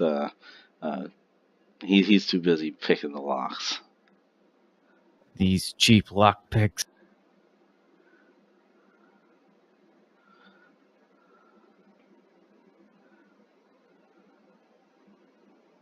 Oh, all right. I was almost done too. Yeah, you could have hired a car, like a limo type car or like a taxi.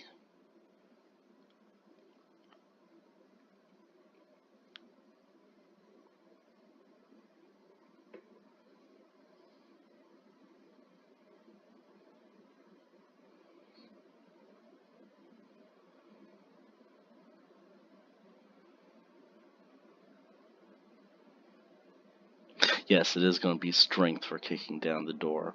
The door is not like super stout, so all it needs to be is just a normal success. But Kansas got a hard success, so he kicks that door clean open.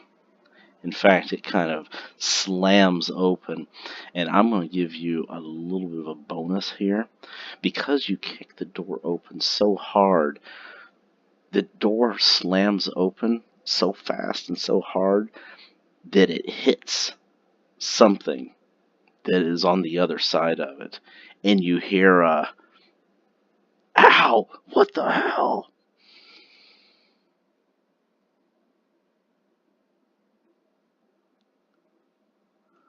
You hear like a humph, like the breath knocked out of someone. And give me a d6 roll. All right. Let me mark this here.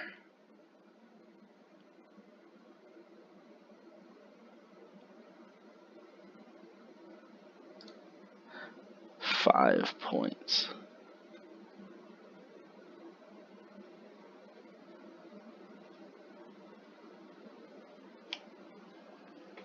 All right. Okay. At this point, the door slams open. And inside the room, you see two black men who are making their way towards the windows and crawling out onto the fire escape. There is someone else who you don't see, but the door has hit them. It is like Kansas slammed the door open so hard that it knocked this other dude for a loop who's kind of still back behind the door a little bit, like it hit him and then it sprang back a little bit, and you can kind of see a little bit of him. He's a little bit exposed where he kind of got knocked back a little bit, and you can see that there's a guy here, but you can't really see a whole lot of him. He's right next to the door though. The other two guys, they're over at the window, and they're crawling through the window to the fire escape.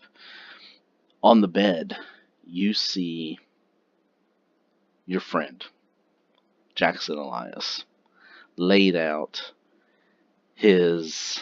Let me actually read this to you because it's going to be more gruesome than me trying to narrate it.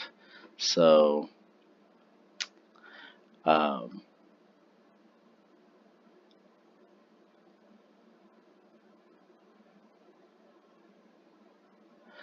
Jackson Elias lies on his bed, sort of splayed across the bed, his intestines ripped out, and there is something, his forehead is bloody, and there's something that has been carved into his forehead.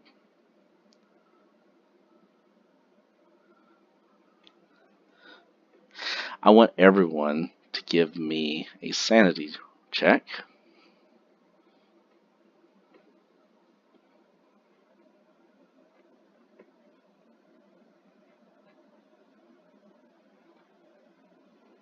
That's power. And no, it's sanity. Okay.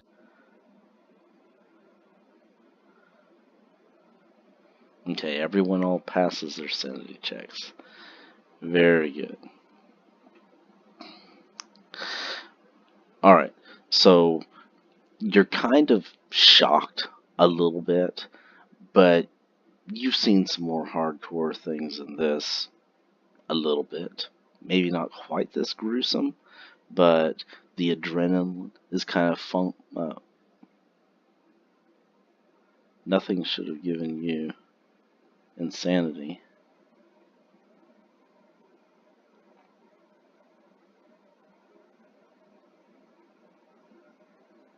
Oh. Alright.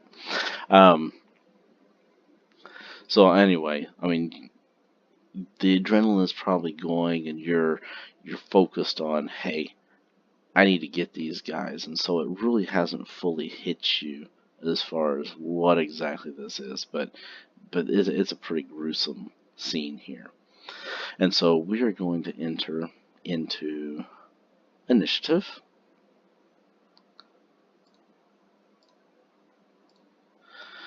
So everyone open up your combat trackers.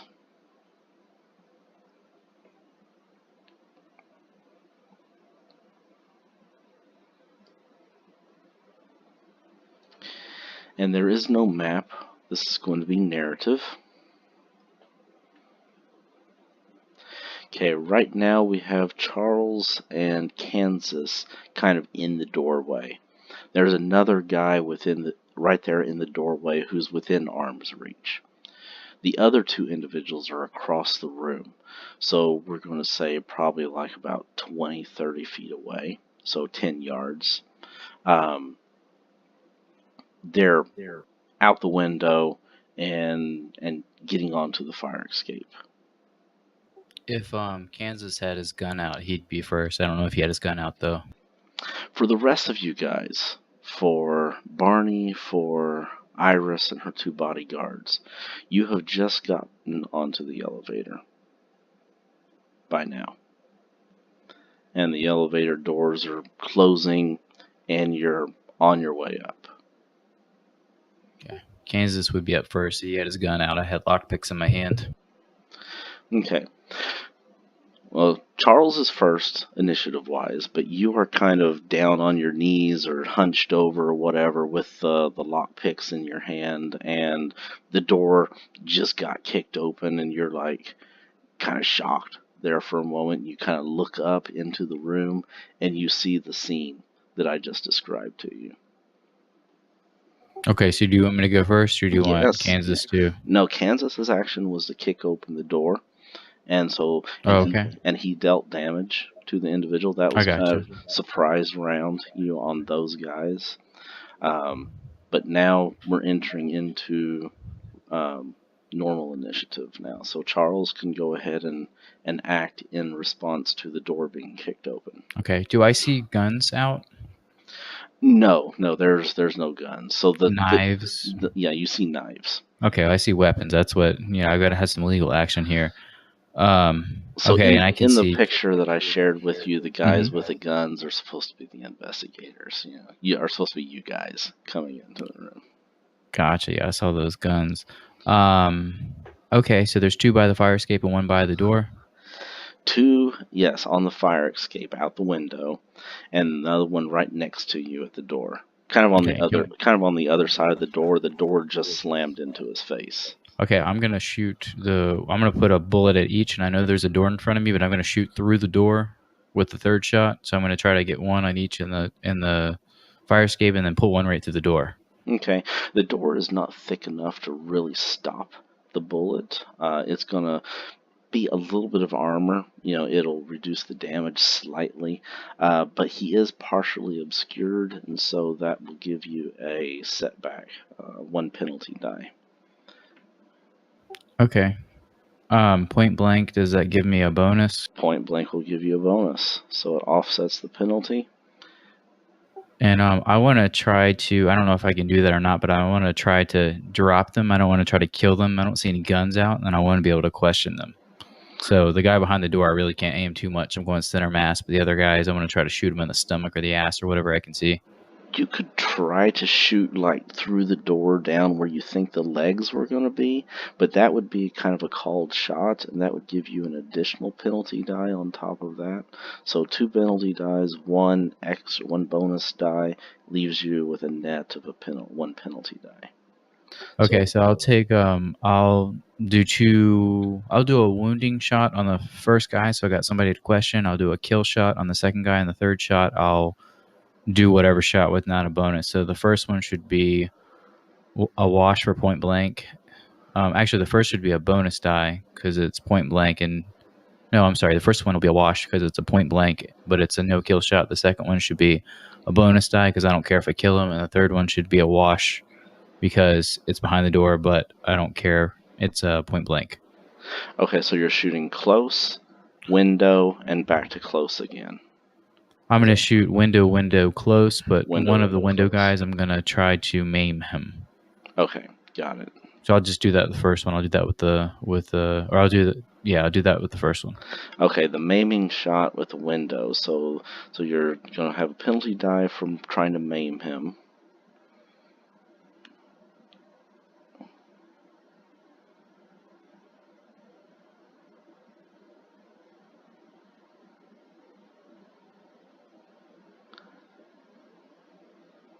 And so it should be point blank too, so that should be a wash. What's your point blank range? It was like 10 yards or something crazy. Okay, so if it's 10 yards for you, because it's your 1/5 value for your dex. So my dex is super high. Dex is 85. So yeah, your 1/5 value is 11. So anything within 11 yards. So yes, they were within 11 yards, and so you do get your point blank on basically anyone in the room. Okay, so that one is a hit. All right, 9 maim. 9 wounds to the leg. Okay, and that I'm trying to shoot him in the ass. And then the next one, I'll get a bonus die because it's point blank, and I don't care if he kills.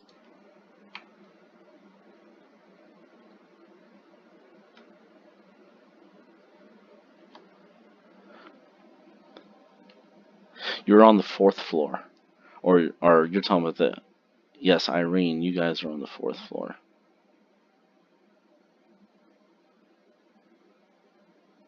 They're on a fire escape, like the staircase, outside windows on the outside of buildings.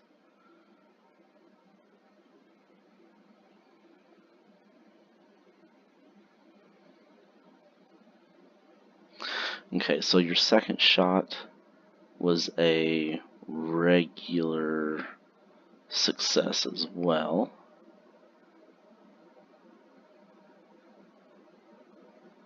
And for that one, you got your bonus. And then for the guy behind the door, they cancel each other out, and it's a regular success. Okay, so the guy behind the door is number 1.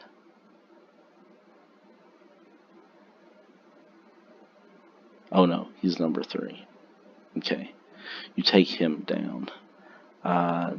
Number 1 takes 8 wounds.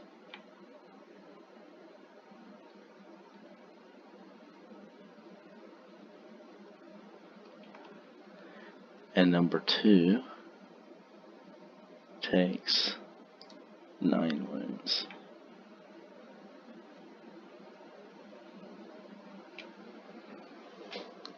Alright.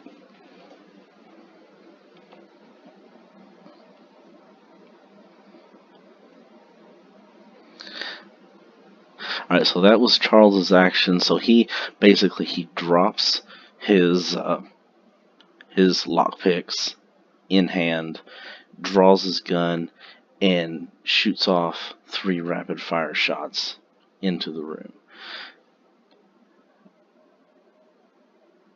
Now I was paying attention to the shots and everything, and I just briefly saw someone talking about calling for the cops.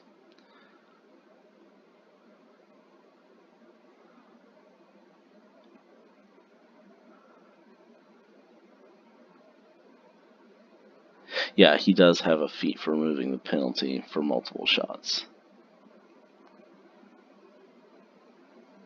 Okay, Iris is going to be on the elevator, and so she's not going to be able to call the police while she's on the elevator. In fact, Iris, Barney, both of you guys give me a listen check. And the elevator doors are going to be like the gate style doors. They're not going to be like solid doors. So I'm going to give you a bonus dice on this listen check.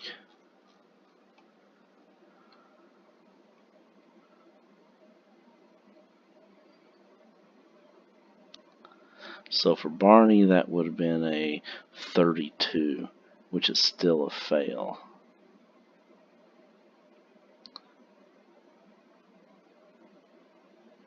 For Iris, you get a bonus die. Roll another die.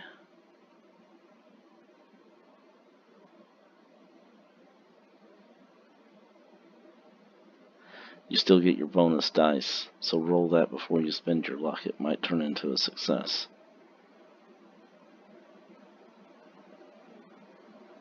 So just roll a single d10.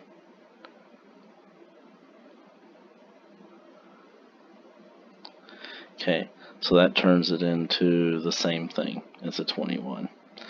So no difference there. So you can spend your 1.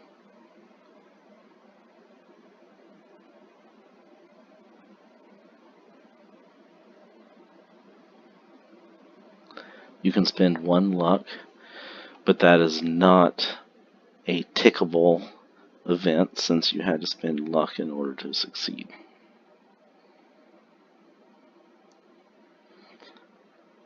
Okay, so Iris just barely managed to hear, just because of the luck of the echo of the sounds or whatever. She hears the report of 3 gunshots. It's kind of faint. You can just barely hear it over the motor of the sound of the elevator going up, but you can hear 3 gunshots. Very, very faintly.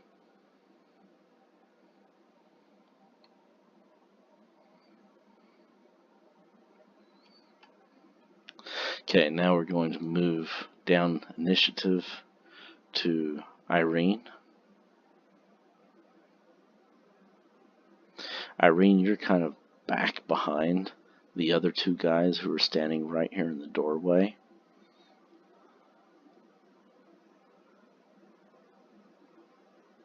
they're kind of blocking it, but I'll let you make a dex check to see if you can kind of, edge past them.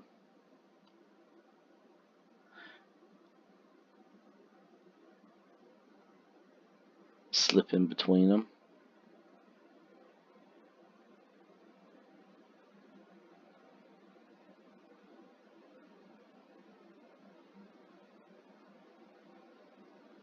Yeah, I mean, it'd be pretty dangerous for you to step in front of someone who's shooting a gun. And you would know that from your training.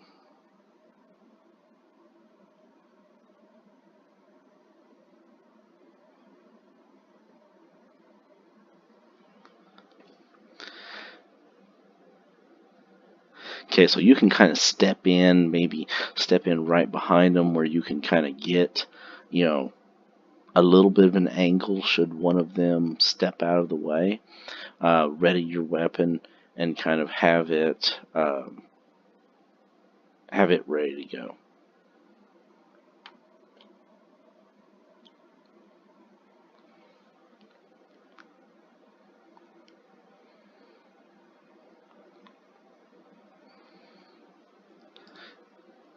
All right. Number 3, the guy who was behind the door. There's a gunshot goes through the door, and it must have hit its mark because you can hear the guy grunt, and he slumps and he falls to the ground.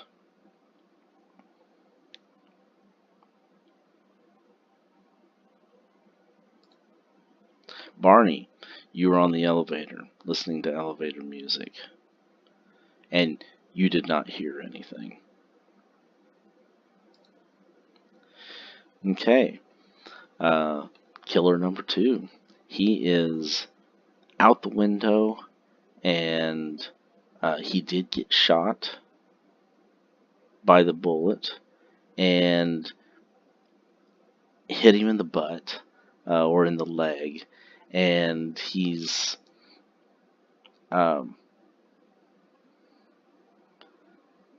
it slowed him down, a little bit, but he's out on the ladder, and he's limping, and he's trying to move down the elevator. So I'm going to give him a climb check here, but he's going to be at a penalty because his leg is wounded.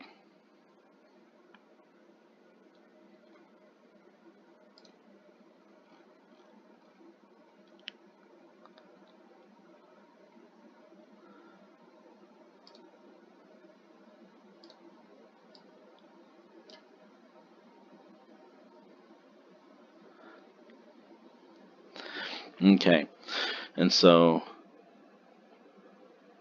he fails. Pretty much what that means is he's moving down. He's trying to move down the ladder, but the shot wounds him, and he kind of like slumps over the side rail, and he's not really able to make very much progress in climbing down the ladder or the staircase because the shot kind of stuns him and stops him in his tracks. Kansas.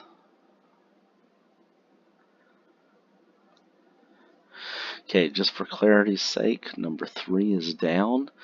Number 2 is the wounded to maim one, and number 1 is the guy that it looks like he got shot in the body, but he's still moving. He's still able to do something, but he's been wounded pretty badly.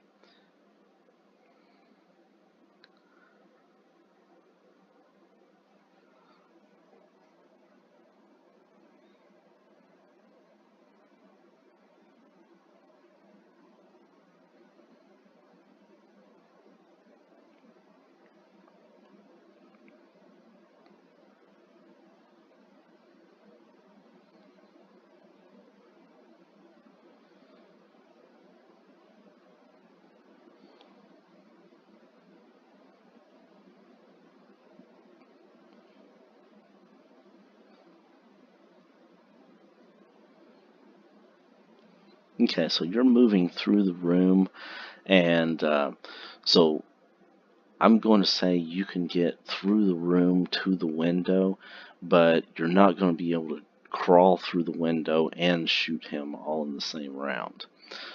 So you move through the room up to the open window, and he's like right there in front of you. I mean, he's just a few feet away, and you can shoot him at point blank range.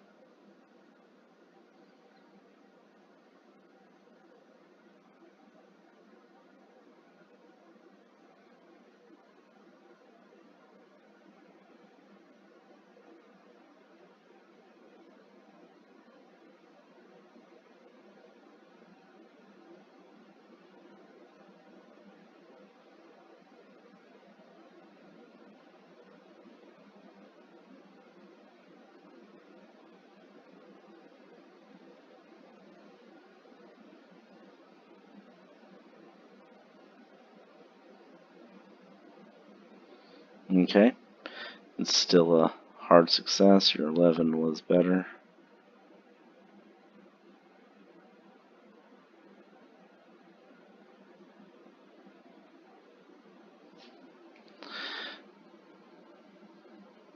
Okay, that was on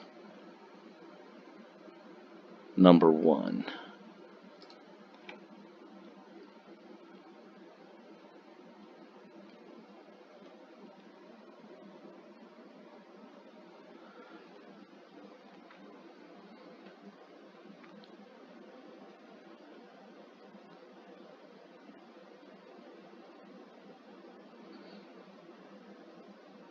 Okay. Iris, you are in the elevator. You're like in the middle of moving up. Of course, since you have a bellhop who has manual control over the elevator going up and down, it's not like a today's elevator thing where you have to wait for it to get up there. So,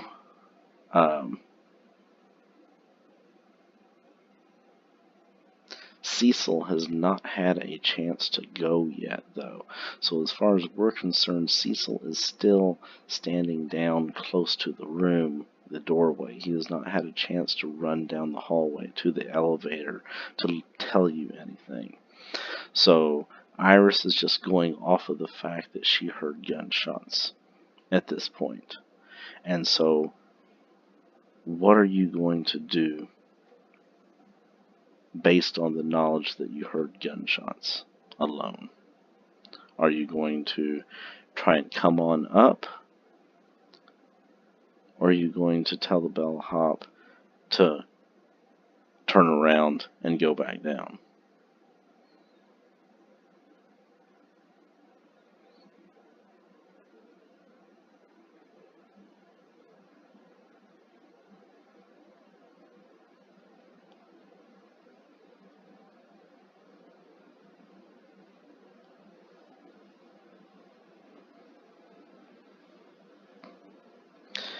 Now, Cecil, by all means, can yell from where he's at what he said, but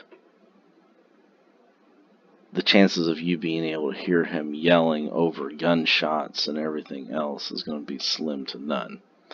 If you want to make a hard listen roll, then I'm going to say that you could listen, you could hear Cecil yelling from out in the hallway.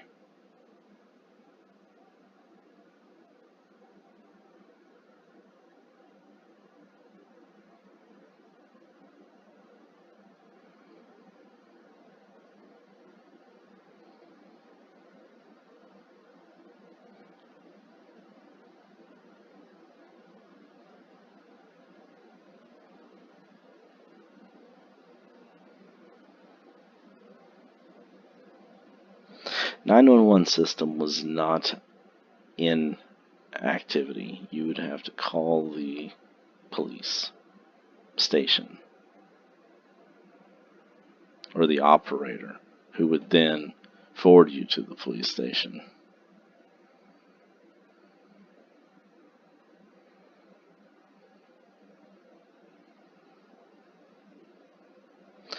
Yeah, so the bellhop, he's like, What? You You said you heard gunshots. I didn't hear anything. So you're telling him to go back down? Or is he gonna... He's gonna keep going up unless you tell him to do something else.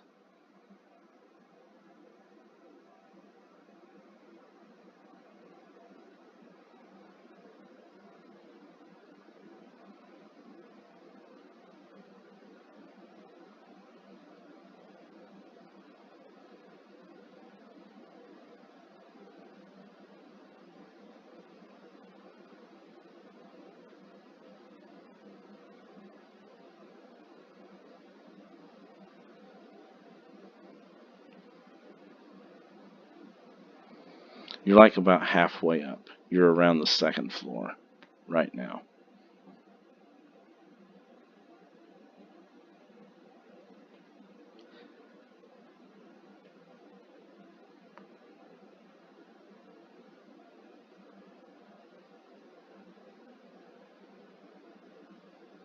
You would have to go into a room, or there might be a payphone in the hallway, but it's going to be unlikely. Most of your payphones or your lobby phones are going to be downstairs.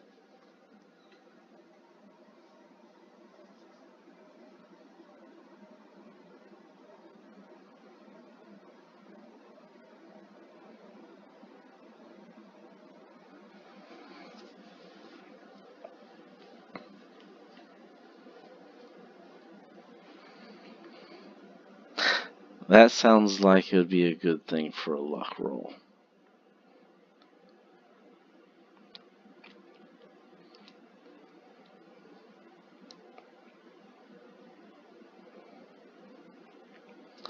And as luck would have it, there is a courtesy phone just outside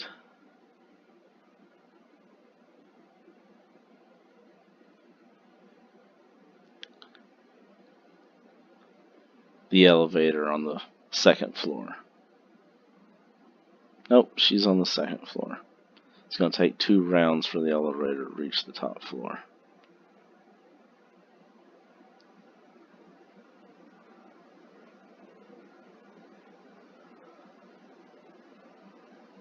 Yes, elevators were not fast.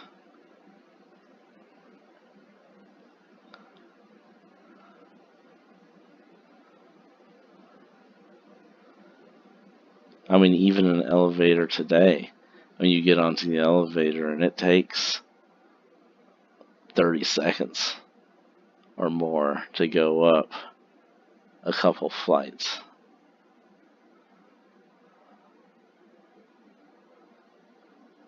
In some businesses that don't have really fast elevators.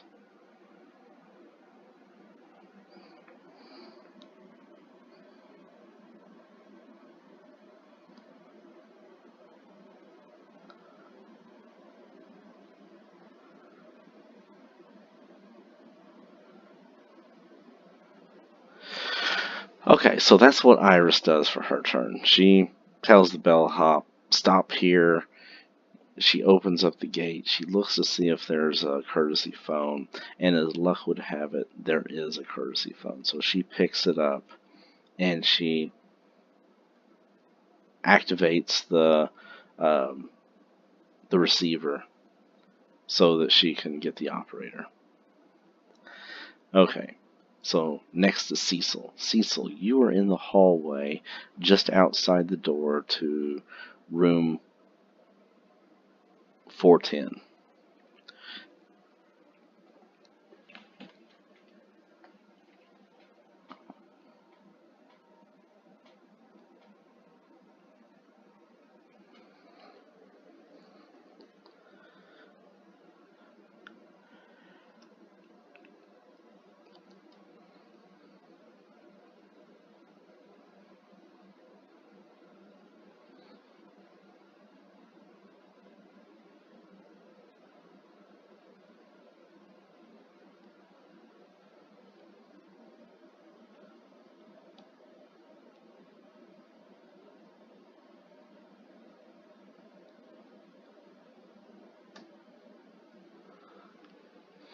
Yeah, I mean, you could just tell them what you know, which is, I heard gunshots fired. I mean, that is not a normal thing. That's something that you would want to let the police know.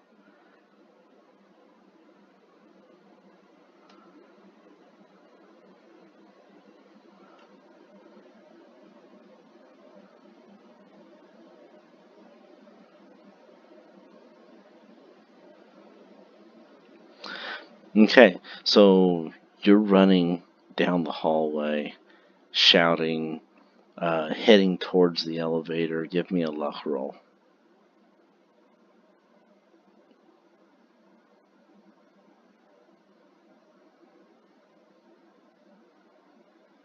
Okay, so you do find an elevator that is, I mean, you find an elevator. You find a phone that is just outside the elevator, or kind of like in a little alcove, kind of like a courtesy phone just for this floor to use.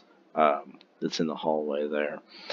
And in addition to that, because of your hard success, there's some residents that are kind of also poking their heads out of their doors, just kind of like curious about what's going on because they're hearing these gunshots and they're hearing the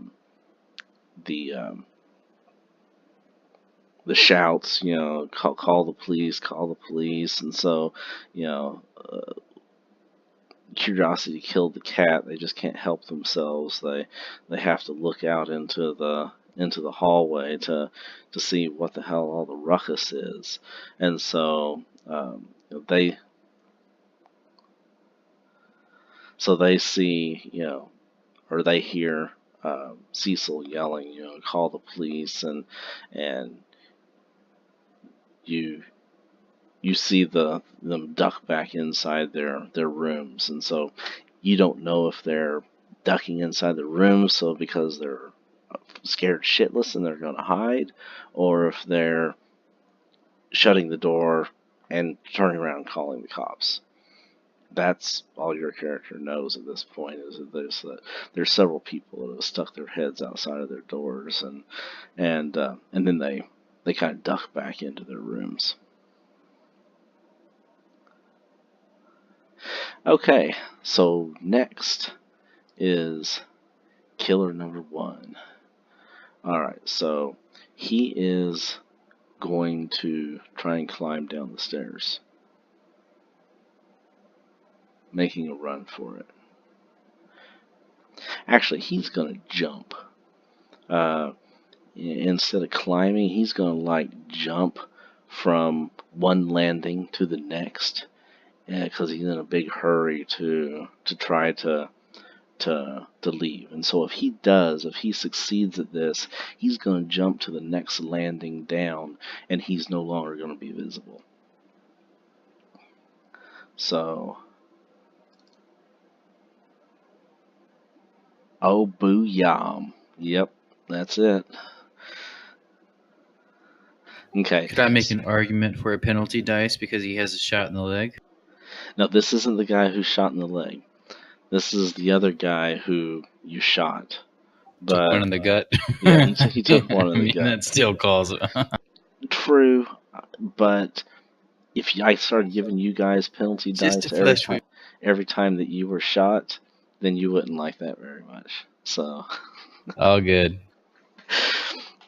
So he is shot.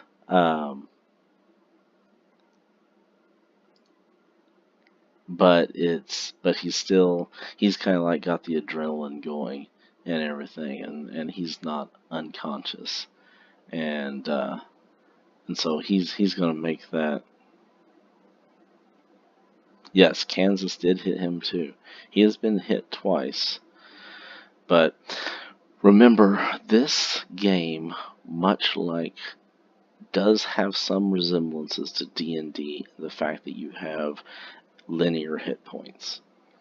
And so getting shot reduces your hit points, and it's not like a one shot, one kill kind of a thing. So, you you take down the hit points until you get to the point where they fall unconscious. Now the difference here is that if you take over half of your maximum hit points, you take a major wound.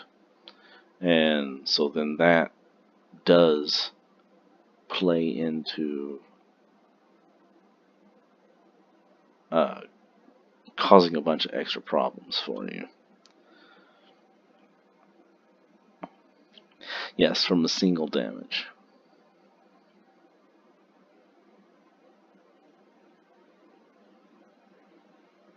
Right. If a single damage roll deals over half of your maximum hit points, you take a major wound. Was that shot over half his hit points? That shot, one of the shots was over half of its hit points. I forget which one it was. Which one was the one that dealt the more? Probably the first one.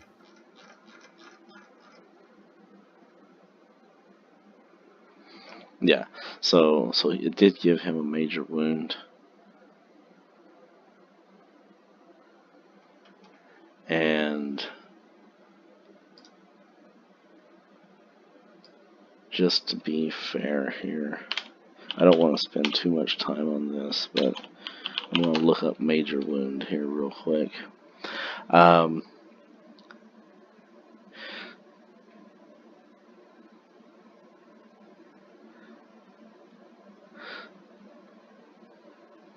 Damage from a single attack is less than regular. Equal to or more than half the character's maximum hit points is a major wound. More than the character's maximum hit points, the result is death. Oh, okay, so that's one of the things about a major wound. So if you do not have a major wound and you hit 0 hit points, then you are simply unconscious. But if you have a major wound and you hit 0 hit points, then you are dying. It means that you're bleeding out and you're dying. So that is one of the factors that a major wound makes a big difference in whether or not you're just knocked out and unconscious, incapacitated, or if you are if you're actually dying. As far as effects of major wounds, okay, so I missed this. When a character takes a major wound, tick the major wound box. The character immediately falls prone. You must make a successful con roll to avoid the character falling unconscious.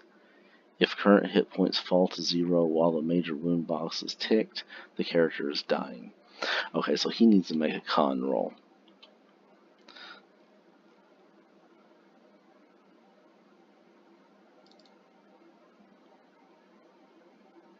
And he succeeded. So since he succeeded at his con roll, he is still able to act. But he did get knocked prone. So part of the so there is no action to stand up and then another action to do something else. Pretty much when it's his next turn, he can stand up and he can jump all at once. Call of Cthulhu doesn't separate things out into move actions and standard actions and all that kind of stuff. So jumping was part of his. He kind of stood up, or maybe he kind of rolled over the edge and kind of held onto the edge and dropped down to the next level below.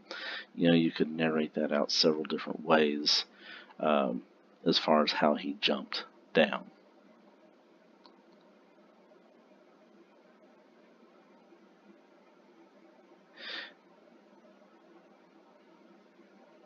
You could have done that. It would have been a multi-action thing, though. It would have been a jump check, and it would have been a shoot at a penalty because you're trying to do multiple things in one round. But I got the impression from your description that you were wanting to crawl through the window and out onto the ledge. And what I was trying to tell you was that you would have been better to go up to the window and shoot him because he was right there in front of you than to try and crawl through the window and be right up in his face and try to shoot him at a penalty because he's right there in front of you.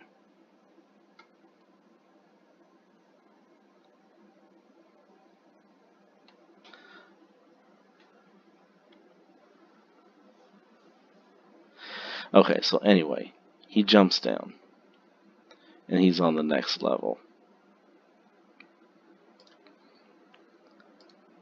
Now we're going up to Charles. All right, guy behind the door is dead. One went down the fire escape, and the other one is in the room. No, there's two out on the fire escape landing just outside. Well, there's one who is wounded trying to go down the stairs off of the landing just outside the window, but he wasn't able to get down because he's too hurt, and he wasn't able to climb down very well. There's a guy who's dead. Other guy. The other guy, he rolled off of the landing, and he's out of sight now. So you don't know if he fell to the ground below, he fell 4 stories, you don't know if he jumped down to the next landing. All you know is he rolled over the edge, and you don't see him anymore. And then both of them need to make a con check? I don't know if both of them took a major. And then there's the guy who's behind the door who's dead. Now, the guy who, since you were shooting him in the leg, that did not do a major wound to him, but it did give him the penalty die. Does the guy that tried to get out but's too wounded, does he have like a knife in his hand or something? He does have a knife in his hand. It's actually more of like a machete, long curved knife looking kind of a thing. All right. I'm gonna he's having a lot of trouble climbing with that in his hand though. So, since he's wounded, he may have to try to drop it. Okay. I'm gonna make sure he's not going anywhere. I don't want to kill him, but I definitely want to make sure he's not going anywhere. So I'm gonna kneecap him. Okay. I'm going to take a shot at both knees, and I'm going to take a shot at his hand, which might be a penalty because it's a small area. I don't know. So just to let you know what I'm doing narratively for these called shots where you're specifically not trying to kill them. So you're dealing damage like you normally would, but none of it is going to deal a major wound because you're not shooting him in his vital organs. So he's not going to die from you shooting him in the leg or kneecaps or something like that. So he's not going to take any vital wounds. So he's about to have a bad day. Do you understand? If I could do as much damage it won't kill him, I'm going to cap him and shoot him in the hand with a knife. So what I'm trying to get at is, even though you did deal over half of his hit points, because you specified that it was a called shot to a non-vital area, then I judged that was not going to deal a major wound to him, because it's only going to knock him unconscious or incapacitate him. It's not going to kill him, since that's what you specified you wanted to do. Yeah, absolutely. That's what I'm going for. I look at Kansas and say, get the guy out the balcony. And then, because I don't want to run by the guy with the big old machete. First shot I'm going to take toward his hand, and the next one I'm going to put in his knee. And based on how he does, I might take that third shot, but I'm guessing he'll probably be down by then. I just don't want him to do something crazy like climb out the window and jump to his death. Okay. He's moving, flailing around. Hand is a pretty small target, and so I'm going to call that one 2 penalty dice if you're going to specifically try to shoot the hand. Okay, sure. Yeah, I'm going to try. Okay. And then the next shot at the knee, that one is going to be an incapacitation shot, so just 1 penalty die for that. And then your third shot, you can decide what you want to do with that one. Okay, and then I still have point blank, so it's still... You do still have point blank. You can move into the room a little bit. Okay, that was the hand shot. Okay. I don't know why the second one rolled. What do you mean the second one? Oh, I saw a 3 and then 2 dice. I guess that was just taking the worst of the two. That's probably what that is. Right. Okay, cool.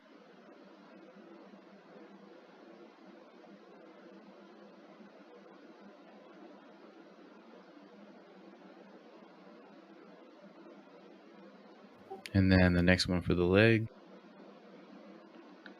Specifically the knee.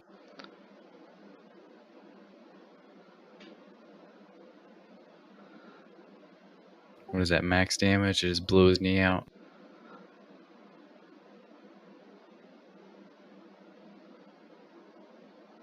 And then I take like 2 or 3 steps in the room and I point it at his nuts. Yeah, he's down. I mean, he's down at this point. You shot the machete out of his hand, or you shot his hand and he dropped the machete.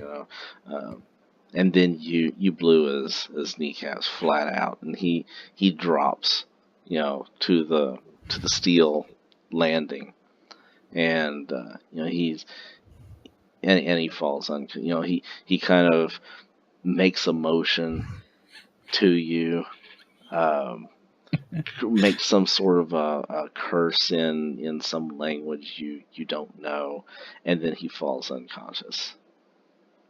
Now, can you take part of a move? Like I've taken 2 shots. Can I take, several steps in and try to see if I see the other guy down, or is that, I don't know if that's 2 separate moves or how that works. You want to move out onto the balcony? I want to just look out. I don't want to actually go like move out all. I just want to look out and see if I see him. Yeah, you're gonna have to. And if so, if I have a shot, then maybe take it. You're gonna have to actually go out there onto the landing if you want to look over the edge and be able to see anything. Okay, so is that part of the same action? Like I don't want to stretch the action too much. My move's pretty high. You already took multiple shots, and so you're gonna have to try and climb through the window now at this point. And if all you were doing was just climbing through the window, then on your turn, then I'd probably just say that you did it. But you wouldn't be able to climb and shoot and do all these other things. So you're out of actions for right now. Okay, that's cool. And then just last thing to say is, Doc, you're up. Done. All right. Well, Doc is not out in the hall anymore, although you don't know that. Okay, I don't know that. He ran down to the elevators. Irene, there is now an opening. You can now run into the room because Kansas and Charles, they have both entered the room, and Kansas is over right next to the window. Charles is pretty close to the window.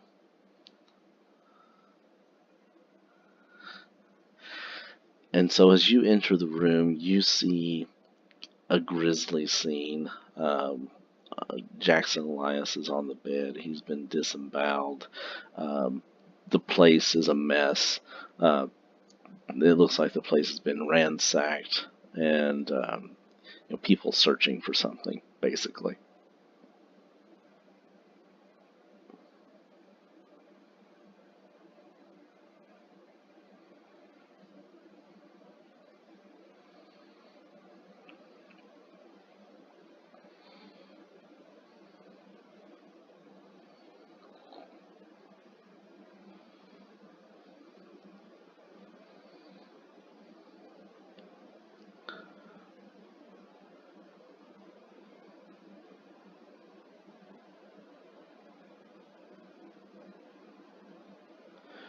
Okay, you move over to check on Elias, and it doesn't take a medical doctor to determine that he's dead. However, I did mention that there was some blood on his forehead, but as you get closer now, you actually see something. You see it closer and more specific.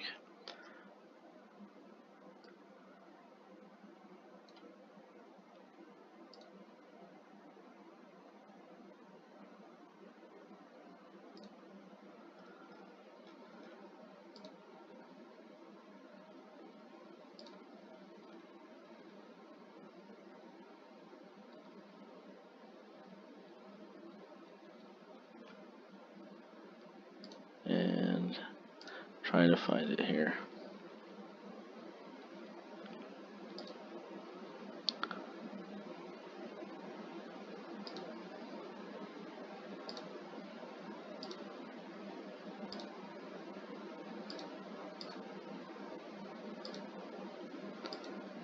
There it is.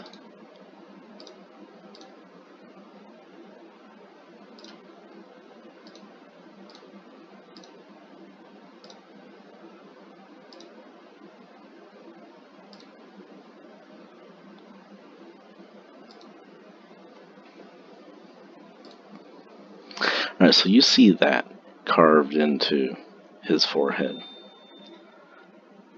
You can roll occult.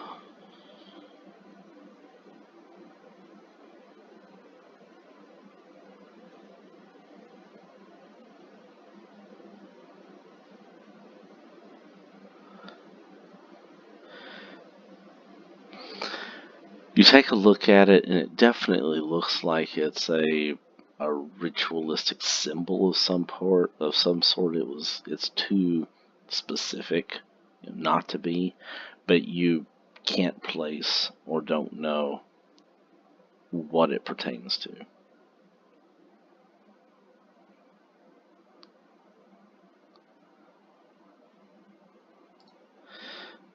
Alright, number 3 is down. Barney, you are on floor number 2.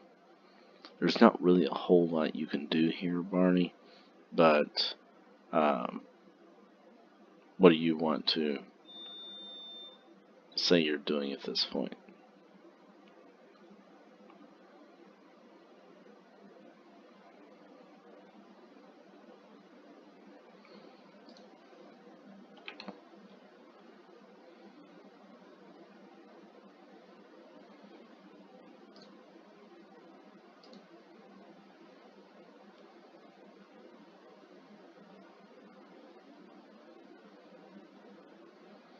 Right, you don't know anything about the other guy coming down the fire escape. Plus, the fire escape is on the other side of people's rooms, so you're going to need to barge into someone's room in order to get to the fire escape.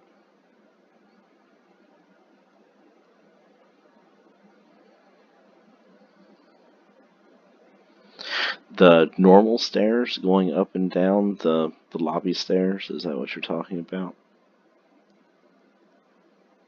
Yeah, the lobby stairs are fairly close to the elevators.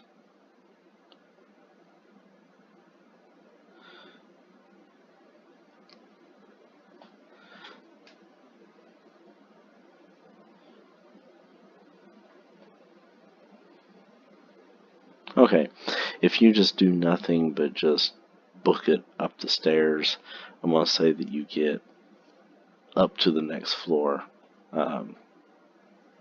next round.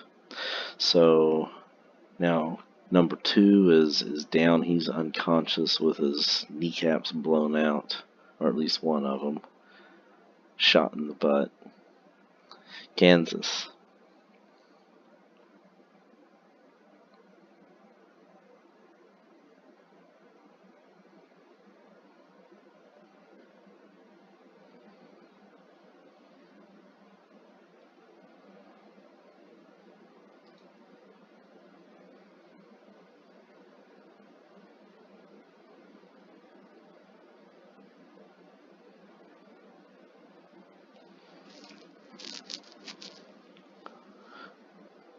Okay, Kansas crawls through the window.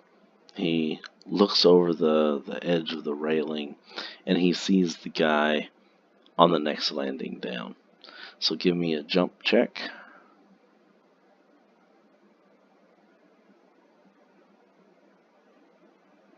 Or you can take the stairs. If you can either make a climb check to take the stairs down, or you can make a jump check to jump down. Your choice.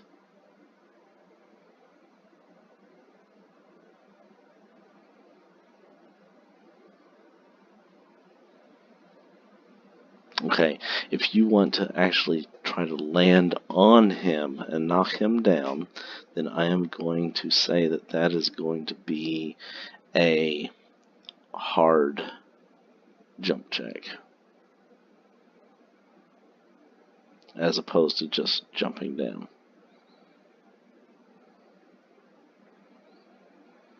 So if you get a normal success, you land. If you get a hard success, you land on him. However, that was a fail.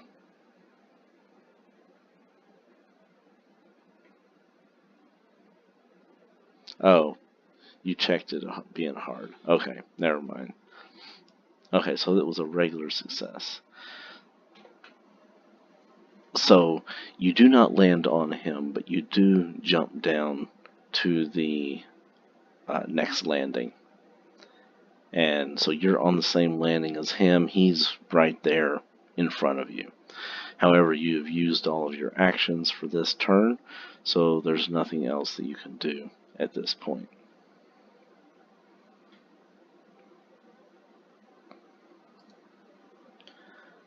Iris, you're making your phone call. Cecil, you are making your phone call. Alright. Killer number 1. The guy who is facing down Kansas. He is going to swing at you with his pronga. You have the option now at this point to either dodge or fight back.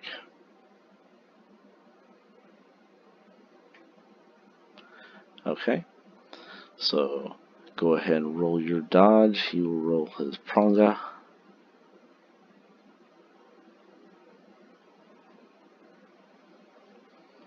Okay, you succeed. He misses you.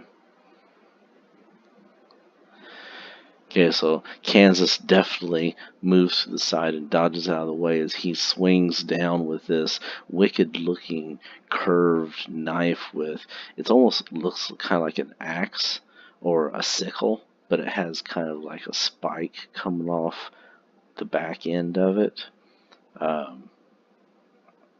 It's a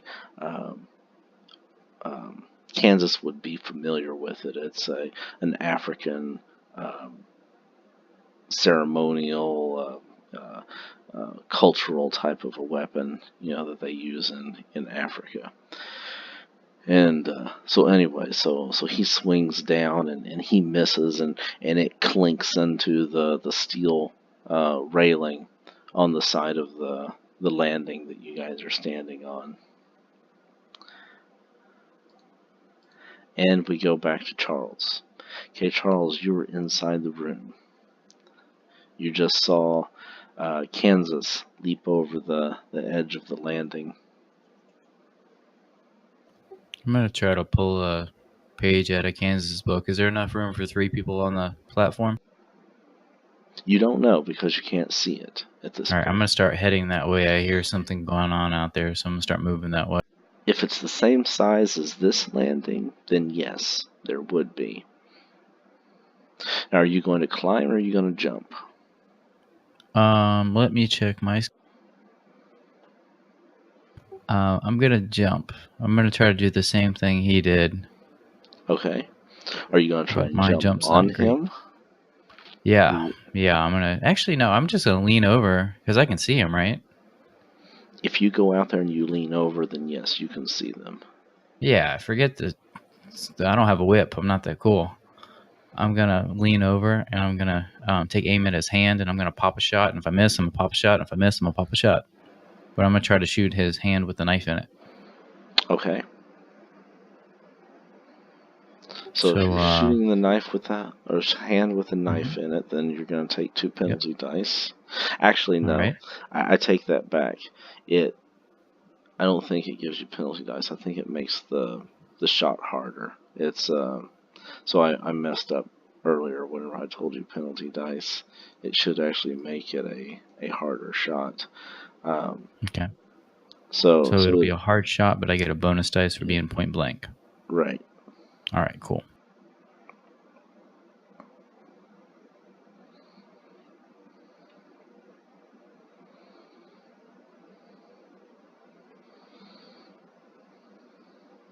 need to re-roll that second one. Actually, I guess I don't. Okay, so you get an extreme success. And I'm just going to take 2 shots. I figure one will be enough to knock that knife out his hand. Okay, so you don't even need to roll the damage. And so Okay. you hit him, and you shoot him in the hand, and he drops the weapon, and the damage that you would have dealt, even if you rolled minimum damage, would have taken him down.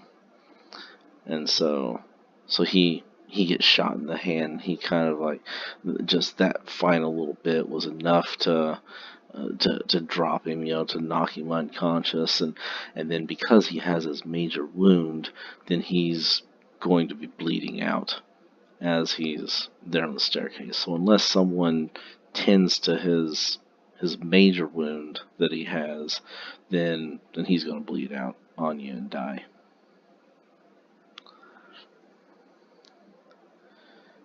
Alright, so you shoot him. Irene, you're in the room. You're kind of tending to Jackson Elias. He is done for. The other 2 guys have jumped outside the window out onto the landing.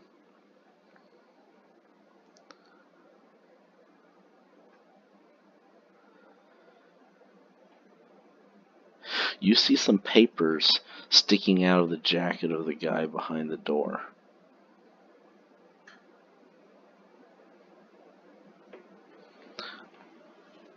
Okay, so you go over and you grab those papers. I will share those papers with you next session. So if I forget, remind me to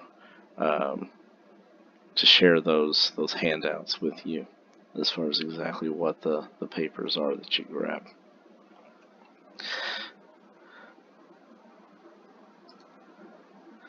Okay, he's unconscious, or actually he's dead. Barney is caught making a phone call, Barney was running up the stairs. So Barney, you're up in the top stairwell, or up on the 4th floor now.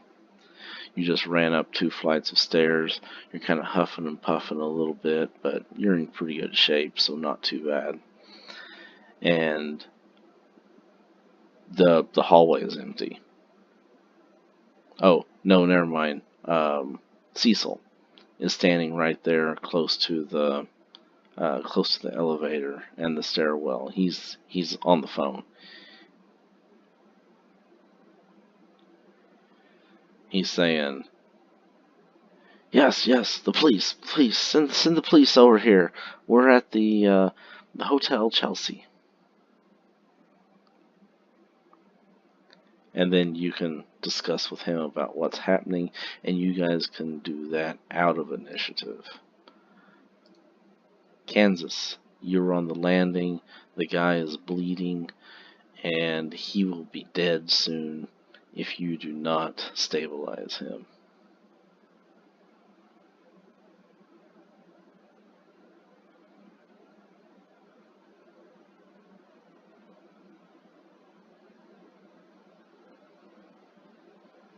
All right.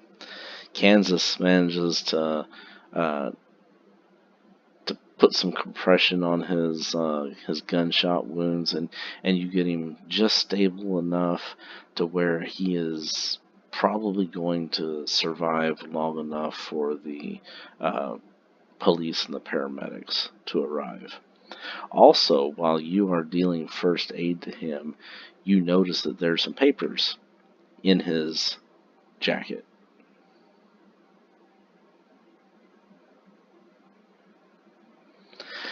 There is some blood on them from the gunshot wounds and everything, but it's not too bad. They're still legible.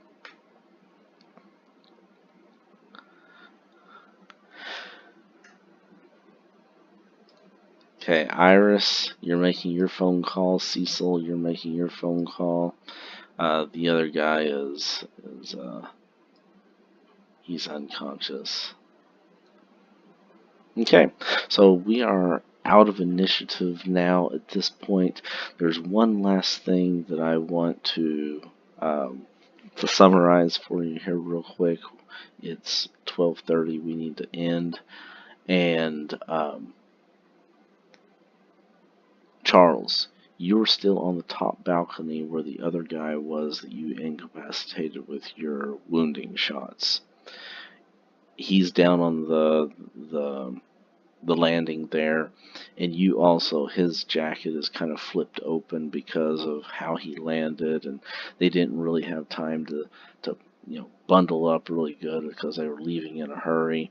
And so there's some papers and some stuff that is kind of sticking out of his pockets as well. Sure, I'll grab it, and I'm also going to take the time to pin my badge on in case some cops start showing up waving guns. Okay. All right. And so we're going to stop right there. The police are contacted. 3 individuals in the room have all got some papers. We will resume here next time with the police being contacted and them being on the way. It's probably just going to be a matter of minutes before they arrive. So other than what you have that you grabbed off of these guys, you could try to hurry up and search Jackson Elias's apartment, but we'll handle that next session. Yes, in fact, you can probably already hear sirens coming down the street.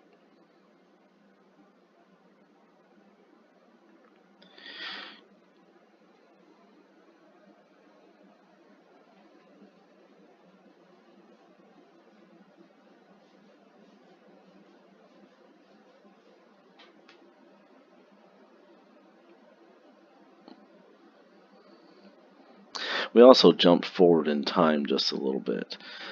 I mean, it would have taken several rounds for Kansas to stabilize the guy's wounds and to make sure that he wasn't going to bleed out and everything. I mean, so we're not talking about 12 seconds later the cops are on scene. I mean, we're kind of fast-forwarding the clock a little bit. But, you guys are going to have maybe 5-10 minutes tops from the time that you grab the papers off of the guys until the police are on scene.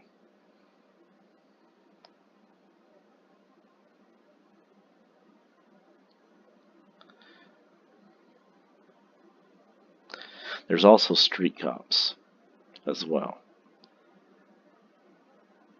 And so some street cops are responding to the gunshots that they heard outside in the street.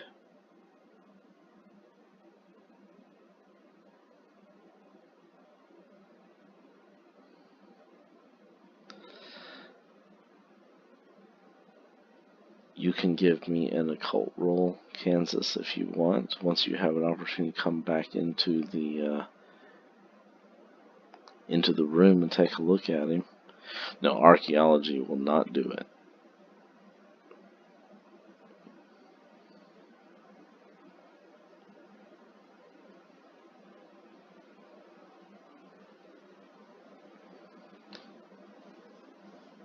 You can make a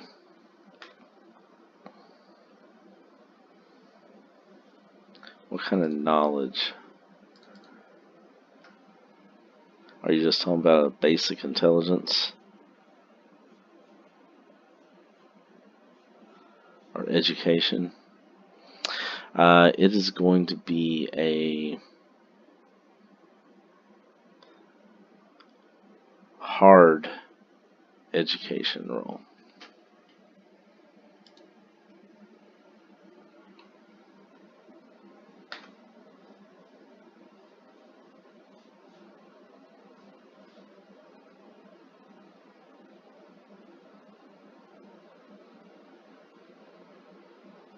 Yes, Iris can make an occult roll.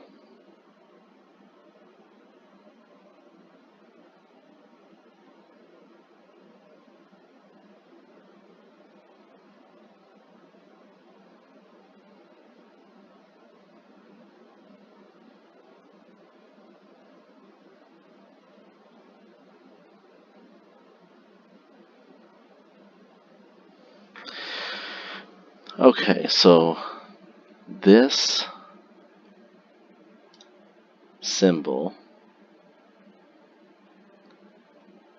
is on his forehead.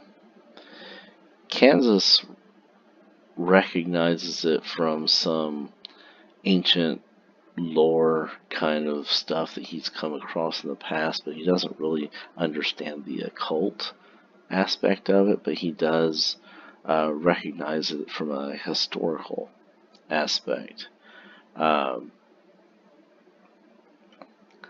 Iris, on the other hand, recognizes the occult relationship, and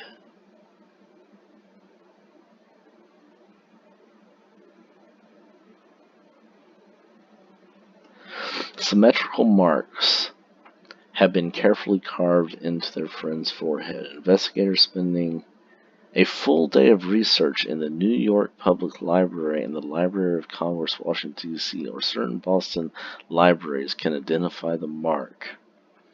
So, there you go. So it's not something that is just going to be, or it's not supposed to be something that you just know.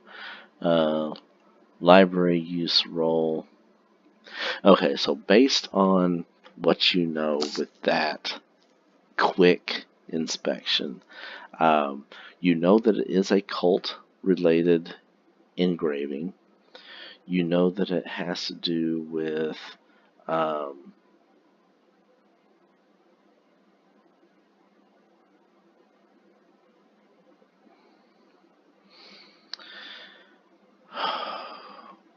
shit. You guys rolled pretty good. I'm just going to go ahead and give it to you. So, this has to do with a cult called the Bloody Tongue. It is a symbol of the cult of the Bloody Tongue.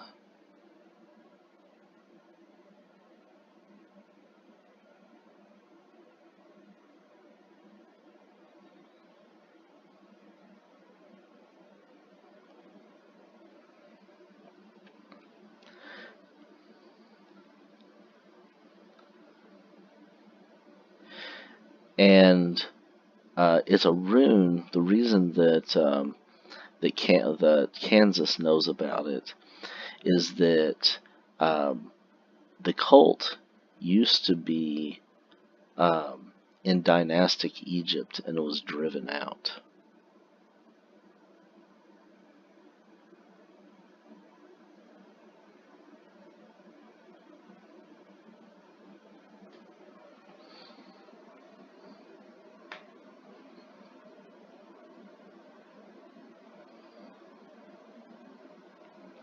What kind of success did you get, Iris? You got a regular success? Okay, so you pretty much know the same thing, except for yours comes from the knowledge of cults as opposed to the historical archaeologic aspect of it.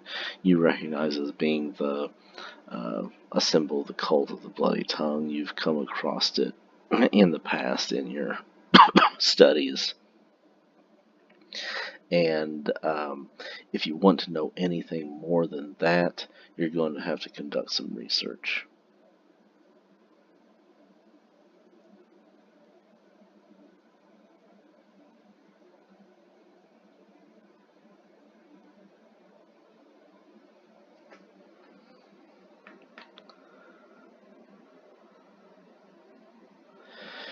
You also notice that these guys, okay, so a quick description of the guys that you've downed. So 2 of them are African Americans. Well, I shouldn't really say that because you don't know that they're necessarily American. You heard them talking in a foreign language, so they could be full-blown Africans for all you know. They are black. They're dressed in kind of a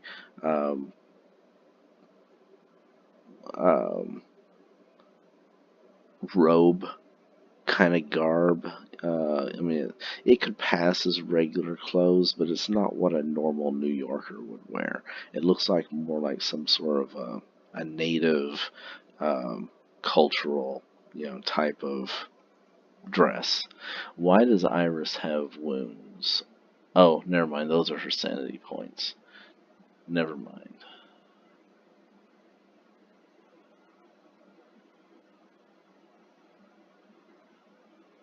$77 out of 85.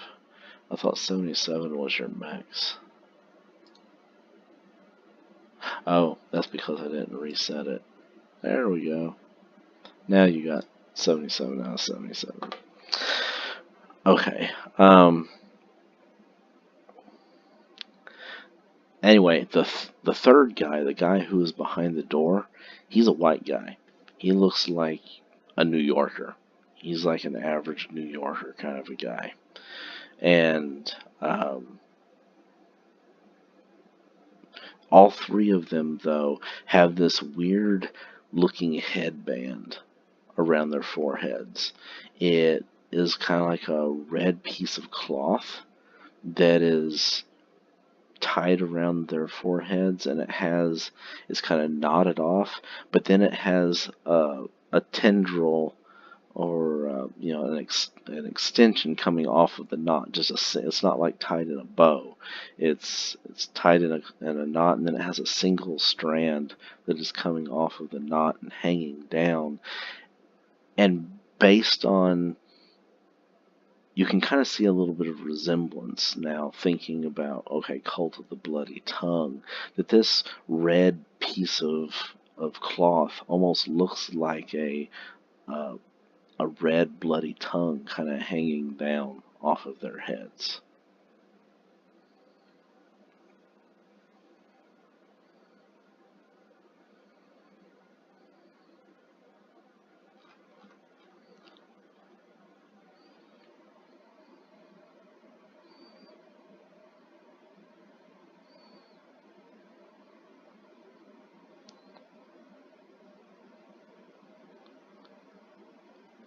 Elias does still have his tongue. They did not cut it out. He was pretty much killed by being gutted.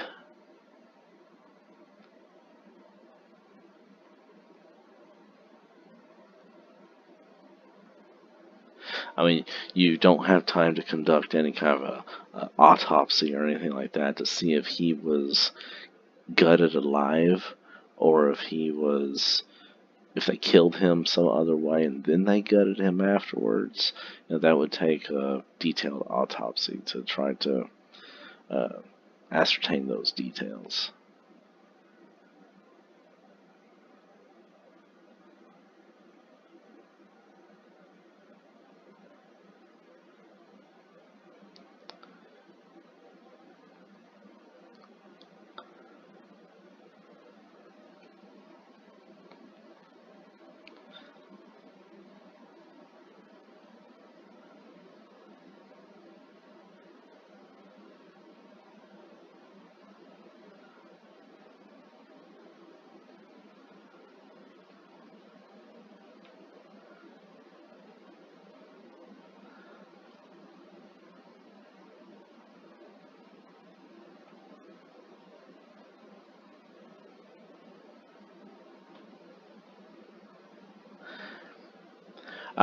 He is not tied down, if that's what you're asking. You don't see any kind of ropes or anything tied around his hands or his feet or anything else. I mean, the room is a mess, so you don't know if it was like that from a scuffle that took place, or if it's like that because they ransacked the place searching for something. Not without more time to conduct a more thorough research and to do an autopsy and all that stuff. You don't know if... give me a spot hidden.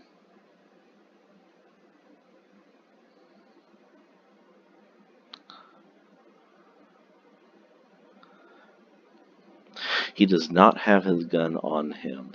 However, you do not know where it's at.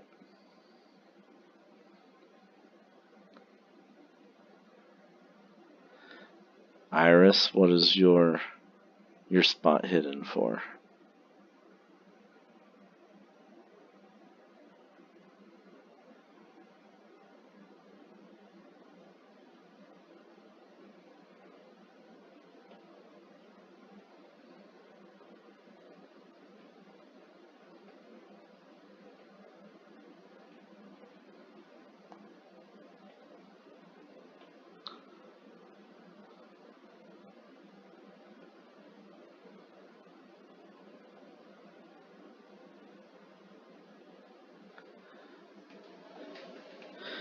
It looks like the whole killing was a ritualistic kind of a thing, because you would not, if all you want to do was just kill someone, you wouldn't go through all this extra work.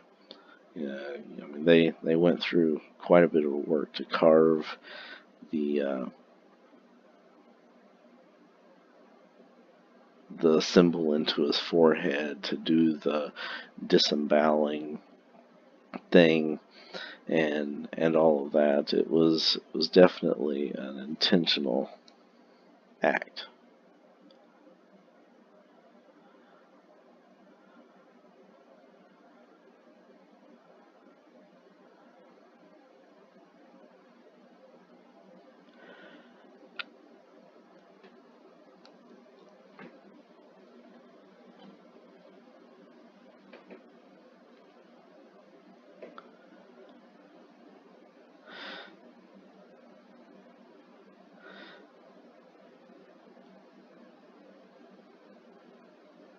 Alright, so we really need to stop here because it's getting close to 1 o'clock, and I need to get to bed, and I know several others do. So we've ended the combat scene, which was my main goal for the night, and so we're at a decent stopping point now where we can pick up next time with a quick search of the room, or whatever else you guys might want to get out of the way. Run away, hide, escape, whatever it is that you're going to do before the police arrive. But their arrival is imminent. You know so because you called them yourselves, and they are on their way. So I wouldn't tarry too long unless you want to be here.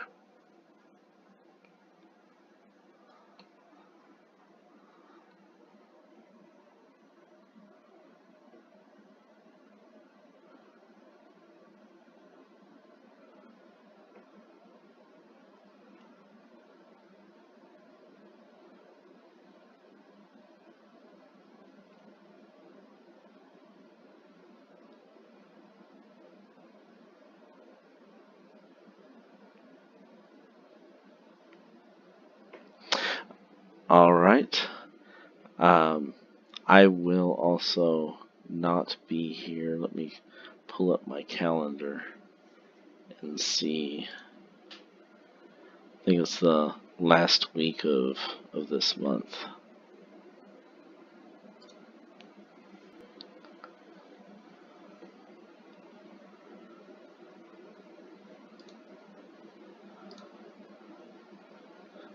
But we're good for next week, at least.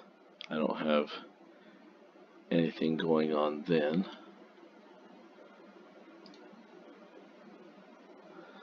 Okay, so yes, I will be gone on the 28th.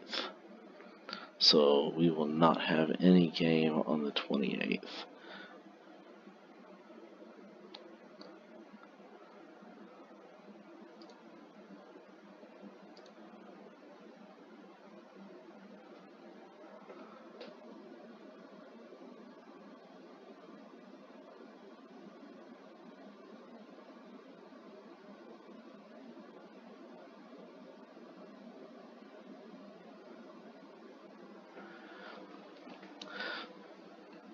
So,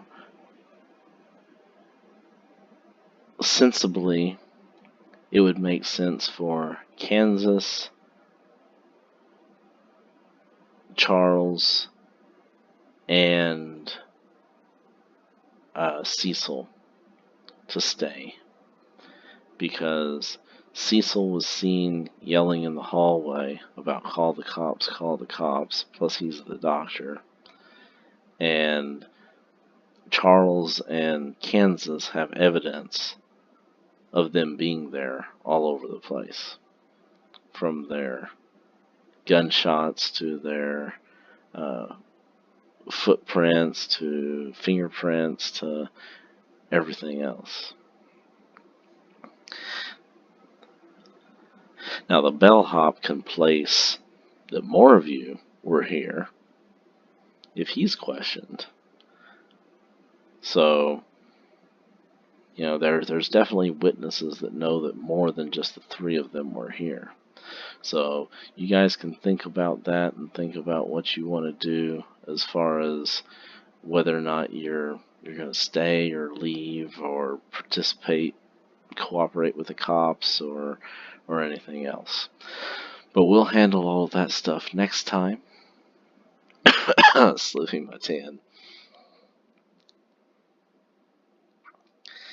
And so for now, I'm going to go ahead and close all this down, get us at our stopping point, and I am going to sign off. Everyone have a good night. I will read your downtime entries this weekend, and we'll try to incorporate some of that stuff into backstories and future events and everything else. Alright, take care.